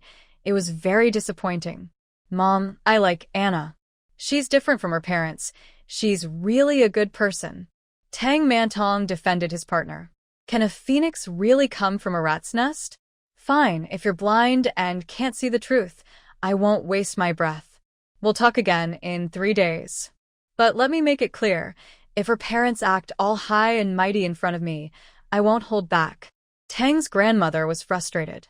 Her younger son was blinded by love and couldn't hear any good advice, just like Tang Hongxing and Tang Wujin. This was something Tang Nian Nian had said, and the grandmother completely agreed. I won't let that happen. I've already talked to them. Tang Mantong quickly assured her. He was also upset and had lost his temper in front of Anna, who dared to look down on his mother. If that was the case, he wouldn't go through with the marriage. No matter how much he liked Joanna, his mother would always come first. Tang's grandmother snorted and hung up the phone. She complained to Tang Nian Nian, even before marriage, he's already leaning towards that widow's family. You've raised your uncle for nothing. Grandma, I don't think my uncle is that foolish. Tang Nian Nian still had some faith in her uncle. He wouldn't be as foolish as Tang Wujin and Tang Hongxing. Well, he's not that smart either. Old Lady Tang was feeling angry. She hardly ate anything for dinner. Just thinking about Joanna's family made her feel sick. Aunt Zhang understood her feelings and comforted her, saying, "There's no use worrying so much. After they get married, they will definitely live in the city and won't be living with you. Out of sight, out of mind. Besides, you have more than one son. You still have 2 at home. I'm just not willing to accept it. I raised my son with so much effort, and now he's going to be with someone else," Old Lady Tang replied. She truly felt upset. It wasn't that she wanted to be a mean mother-in-law, but she just didn't want her younger son to marry into Joanna's family. It was too hard for her to accept. He's not going to be a son-in-law. It's not like he's being raised by someone else. You're just worrying for no reason. Aunt Zhang laughed. If he dares to go that route, I'll break his legs. Old Lady Tang said, her eyebrows furrowed in anger. The idea of a son-in-law was her sore spot. Traditionally, only weak men would become son-in-laws, living a life of being looked down upon and enduring the wife's family's pressure. Even if they were poor, she would never agree to her son becoming a son-in-law, let alone now that their family was doing well. Her younger son had a car and a house and was making good money. If he became a son-in-law, he would surely be laughed at. The agreed-upon time was 3 days away, but Old Lady Tang felt like time was dragging on. It seemed like forever, but only 1 day had passed. Life in the neighborhood was as noisy as ever. Old Lady Tang often visited others and learned a lot of gossip. That Huangdi is lazy and greedy, and she doesn't keep clean. Her floors are so dirty that no one can stand on them, and all 4 of her daughters are just like her, she said during dinner. She's very lazy, always complaining about not having money, yet she still buys vegetables. There are so many empty spaces behind her house, but she won't plant anything. Aunt Zhang added, she's lazy and unclean, and her hands and feet are dirty. People like that are just. Old Lady Tang shook her head. Today, when she passed by Huangdi's house, she saw the greasy, dark floors and almost lost her lunch. Even the laziest daughter-in-law in Tang Village kept her home cleaner than Huangdi's. It was truly unacceptable. She even gave me a jar of pickled vegetables, saying it was all a misunderstanding. I couldn't refuse, so I just took it back. As soon as Grandma Tang brought it back, she tossed the pickled vegetables aside. After seeing the dirty floor at Huangdi's house, she couldn't eat the pickled vegetables made by that woman. She also noticed that there seemed to be green mold floating on the surface of the water in the jar of pickled vegetables. She wasn't sure, though, as her eyesight wasn't great, and she might have been mistaken. Xiao Zhang, throw away that pickled vegetable. Don't let Huangdi see it, Grandma Tang instructed. Got it, I'll throw it in the trash tomorrow, Aunt Zhang replied. She also made pickled vegetables that were clean and tasty, so there was no need to eat Huangdi's. Tang Nian focused on her meal and had no interest in Huangdi's situation. After finishing her meal, she went back to her room to study. The college entrance exam was next month, and she needed to review. Late at night, a loud cry echoed through the family area. Help! Someone, please come. Tang Nian was just falling asleep when she was disturbed. She turned over, annoyed, and kicked Xin Xiao, urging him to go check what was happening. No need. Grandma and Aunt Zhang went out, Xin Xiao replied, not wanting to get up. He didn't smell anything alarming, so it was probably just a minor issue, not worth his concern. In Xin Xiao's view, an enemy invasion of the military district was a big deal. Everything else was minor and didn't affect his sleep with his wife. You're so lazy. Tang Nian poked him in annoyance and went back to sleep comfortably. As the weather turned cold, the outside of the blanket felt distant. Unless it was $1 million issue, she wasn't getting out of bed. What happened? It sounds like someone is in serious trouble. Where is that noise coming from? Grandma Tang and Aunt Zhang peeked out at the gate, but didn't see anything wrong. Many people were awakened by the noise.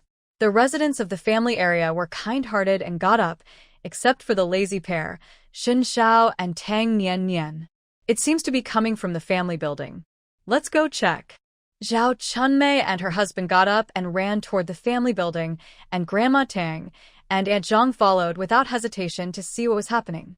A crowd had gathered near the family building, and it was noisy.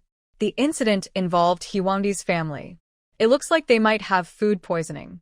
Huangdi and her 4 daughters are unconscious and have vomited everywhere. Captain Su also got sick. He ate less, so it wasn't as bad for him. He ran out to call for help. What did they eat to get poisoned? Who knows? We need to hurry and take them to the hospital. The entrance to the He family's home was crowded with people. Inside, it was a terrible mess, with vomit and waste everywhere. They were throwing up and having diarrhea, unable to make it to the bathroom in time. A strong smell filled the air, and Grandma Tang and Aunt Zhang quickly moved away. They watched as some kind-hearted people carried Huangdi and her 4 daughters out. They were unconscious, their faces pale, and looking very unwell. Make way, the car is coming.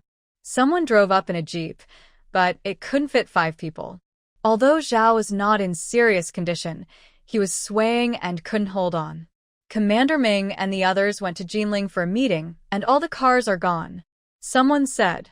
It was just bad luck for the He family that it coincided with the military officials going to Jinling for a meeting, and all the cars had left, leaving only one behind. The cafeteria had a truck for buying groceries, but it had broken down recently and wasn't fixed yet. They had been using a tricycle for shopping. Deputy Commander Shen's wife has a small car. Someone mentioned.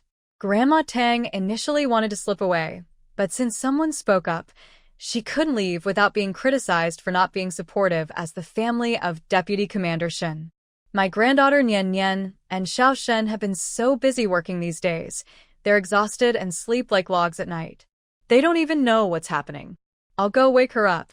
Grandma Tang quickly ran back home with Aunt Zhang, gritting her teeth and cursing the person who brought it up in her mind. She knew her granddaughter was the cleanest one, and the He family was in such a dirty state.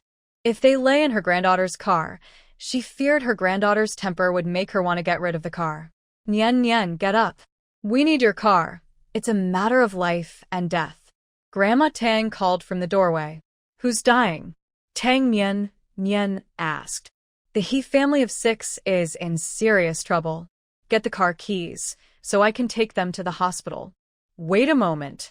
Tang Nian took the car keys from the drawer and handed them to Xin Xiao. Even though she didn't like the He family, She wouldn't be stingy about using a car when lives were at stake. Nian nian, They threw up everywhere and it smells a bit. Grandma Tang said hesitantly. Did they get something on them? Tang Nian Nian gritted her teeth. She couldn't stand it. Grandma Tang fell silent. Get rid of it. Tang Nian Nian frowned but agreed. She could always switch cars. She couldn't let it affect Shen Zhao's future. If people thought Shen Zhao didn't care about his comrades, it would definitely have an impact. Shen Zhao personally went to deliver the keys. With such a commotion, he needed to check on it. Many people in the military district could drive. He took a quick look and then left it to the driver, heading home to sleep. Grandma Tang returned to report the situation. Don't worry, they are all wrapped up so they won't get the car dirty. The military folks are thorough. They took the bedding from the He family, wrapped it tightly, and placed it in the car. After all, the Jeep was for the leaders. If it got dirty, how could the leaders use it? How did their family get poisoned? Tang Nian Nian asked curiously. She was wide awake now, after being woken up twice, even more alert than during the day. I don't know. It's pretty serious, and we don't know what they ate. Grandma Tang was a bit worried. Although she didn't like that family, life is precious, and she hoped the He family would be safe. The next morning, Zhao Chunmei and her husband returned looking tired. They had stayed at the hospital all night. How are they? Grandma Tang quickly asked. Hiwandi didn't make it, and the 4 daughters are still being treated. Zhao Chunmei sighed. Hiwandi had eaten the most and was poisoned the worst. The doctor announced her death in the morning. The 4 daughters were also in bad shape. From what the doctor said, it didn't sound good. Sai, what did they eat? Grandma Tang sighed too. After all, it was a matter of life and death. The doctor said it was some kind of nitrite poisoning, along with some mold. I don't understand it all, but they said Wangdi didn't prepare the pickled vegetables properly and used the wrong salt, which caused the poisoning. I had warned her before that industrial salt is not safe, but she wouldn't listen. Zhao Chunmei felt guilty. She should have insisted more, and maybe it wouldn't have happened. It has nothing to do with you. You advised her that day, but she wouldn't listen. She hoped to save all 4 children. May Buddha bless them. Old Lady Tang clasped her hands together and murmured a prayer. But bad news kept coming. The youngest daughter passed away in the morning, and the second daughter in the afternoon. Captain Su was fine. He didn't like pickled vegetables and only had a few bites, so he was okay the next day. However, his wife and 2 daughters were gone, and the other 2 daughters were still in danger. The pressure on him was immense. Another day passed, and Zhao Chunmei brought both good and bad news. The eldest daughter was saved, but the 3rd daughter had died. Out of the 6 family members, only 2 were left. The cause of their deaths was the pickled vegetables, which contained a lot of sodium nitrite. Hiwandi didn't maintain cleanliness while pickling, resulting in moldy vegetables. The combination of mold and sodium nitrite led to their deaths. This incident caught the attention of the military leaders. After a meeting, they instructed the publicity department to hold a science lecture for the families to educate them about food safety. That was a later matter. Tang Nian Nian didn't feel much about the deaths of Hiwandi and her daughters. Old Lady Tang and Aunt Zhang discussed it for 2 days, but then stopped. Now, there was something more important: meeting Joanna's parents. Old Lady Tang put on a newly made dark blue cashmere coat, new black corduroy pants, and new leather shoes. If it weren't for the current policies, she would have worn a heavy gold bracelet to impress that snobbish couple. Xiao Zhang, how does this outfit look?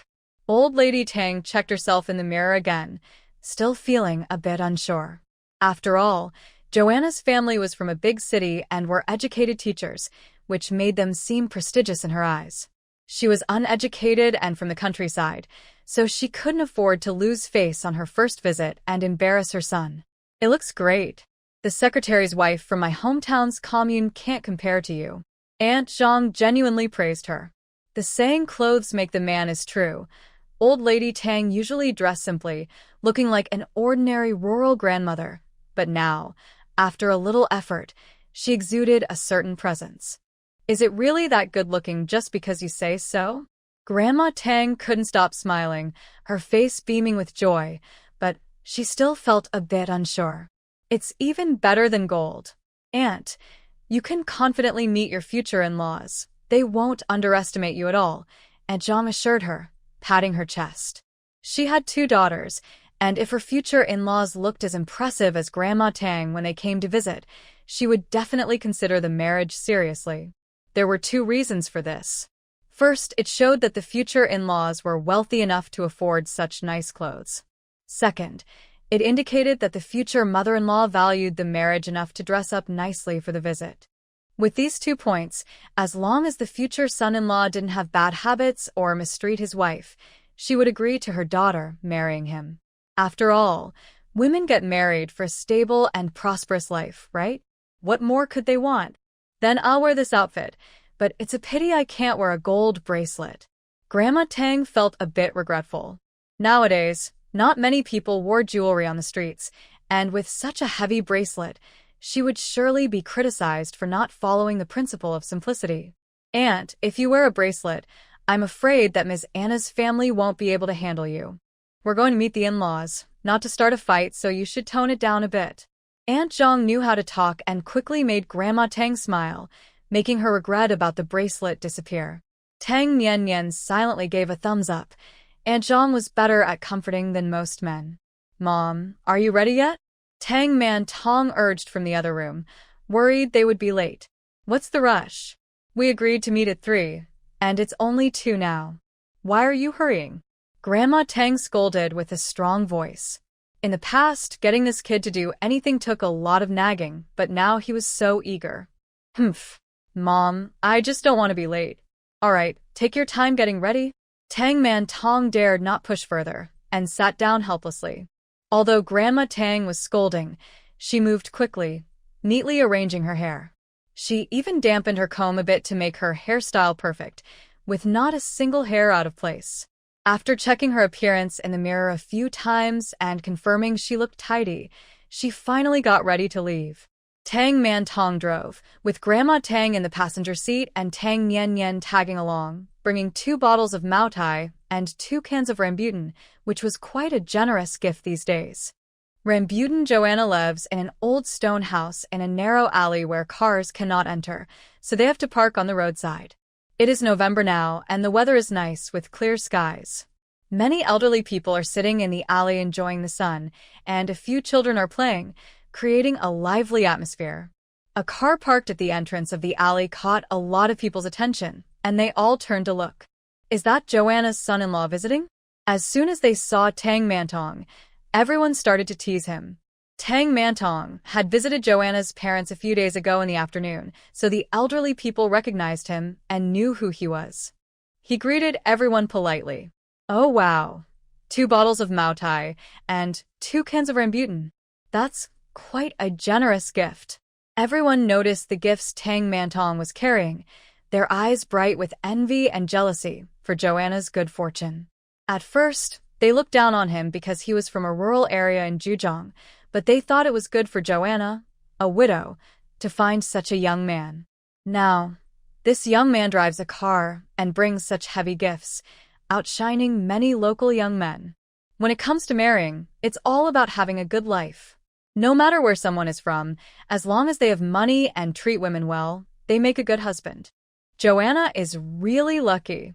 Tang Mantong also introduced his mother and niece. This is my mom and my niece. They came with me to meet you. Everyone looked them over, and they were surprised. Tang's mother was wearing clothes worth several $100s. And his niece, the little girl, looked so impressive, far from a rural girl. Much better than Joanna. Their jealousy grew deeper, secretly cursing Tang Mantong for choosing Joanna. Today you must be discussing marriage, right? I went to the market with Teacher Mao this morning, and she didn't mention you were coming. What a surprise.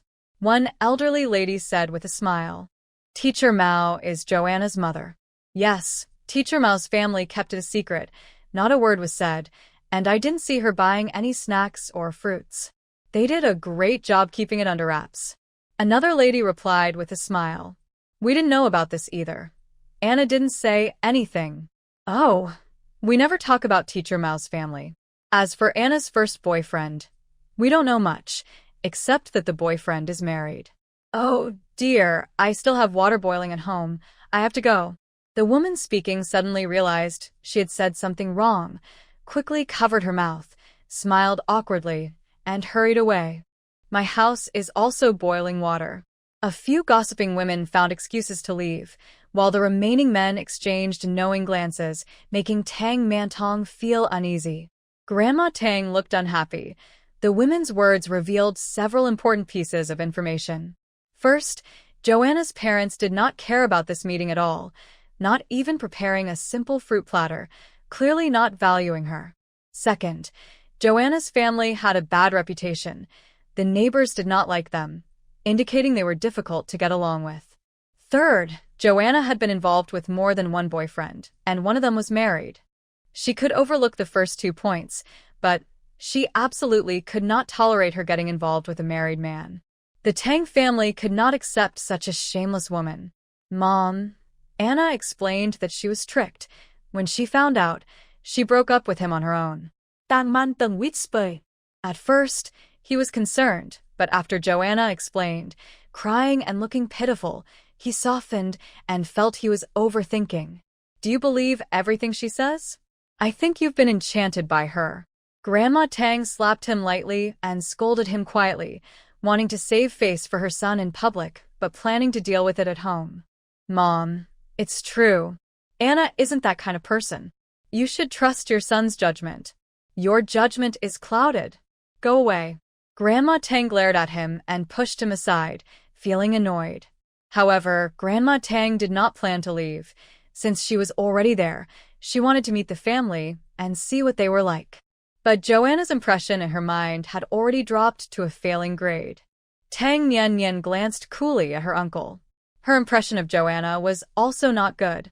Just the fact that she was involved with a married man showed there was something wrong with her character.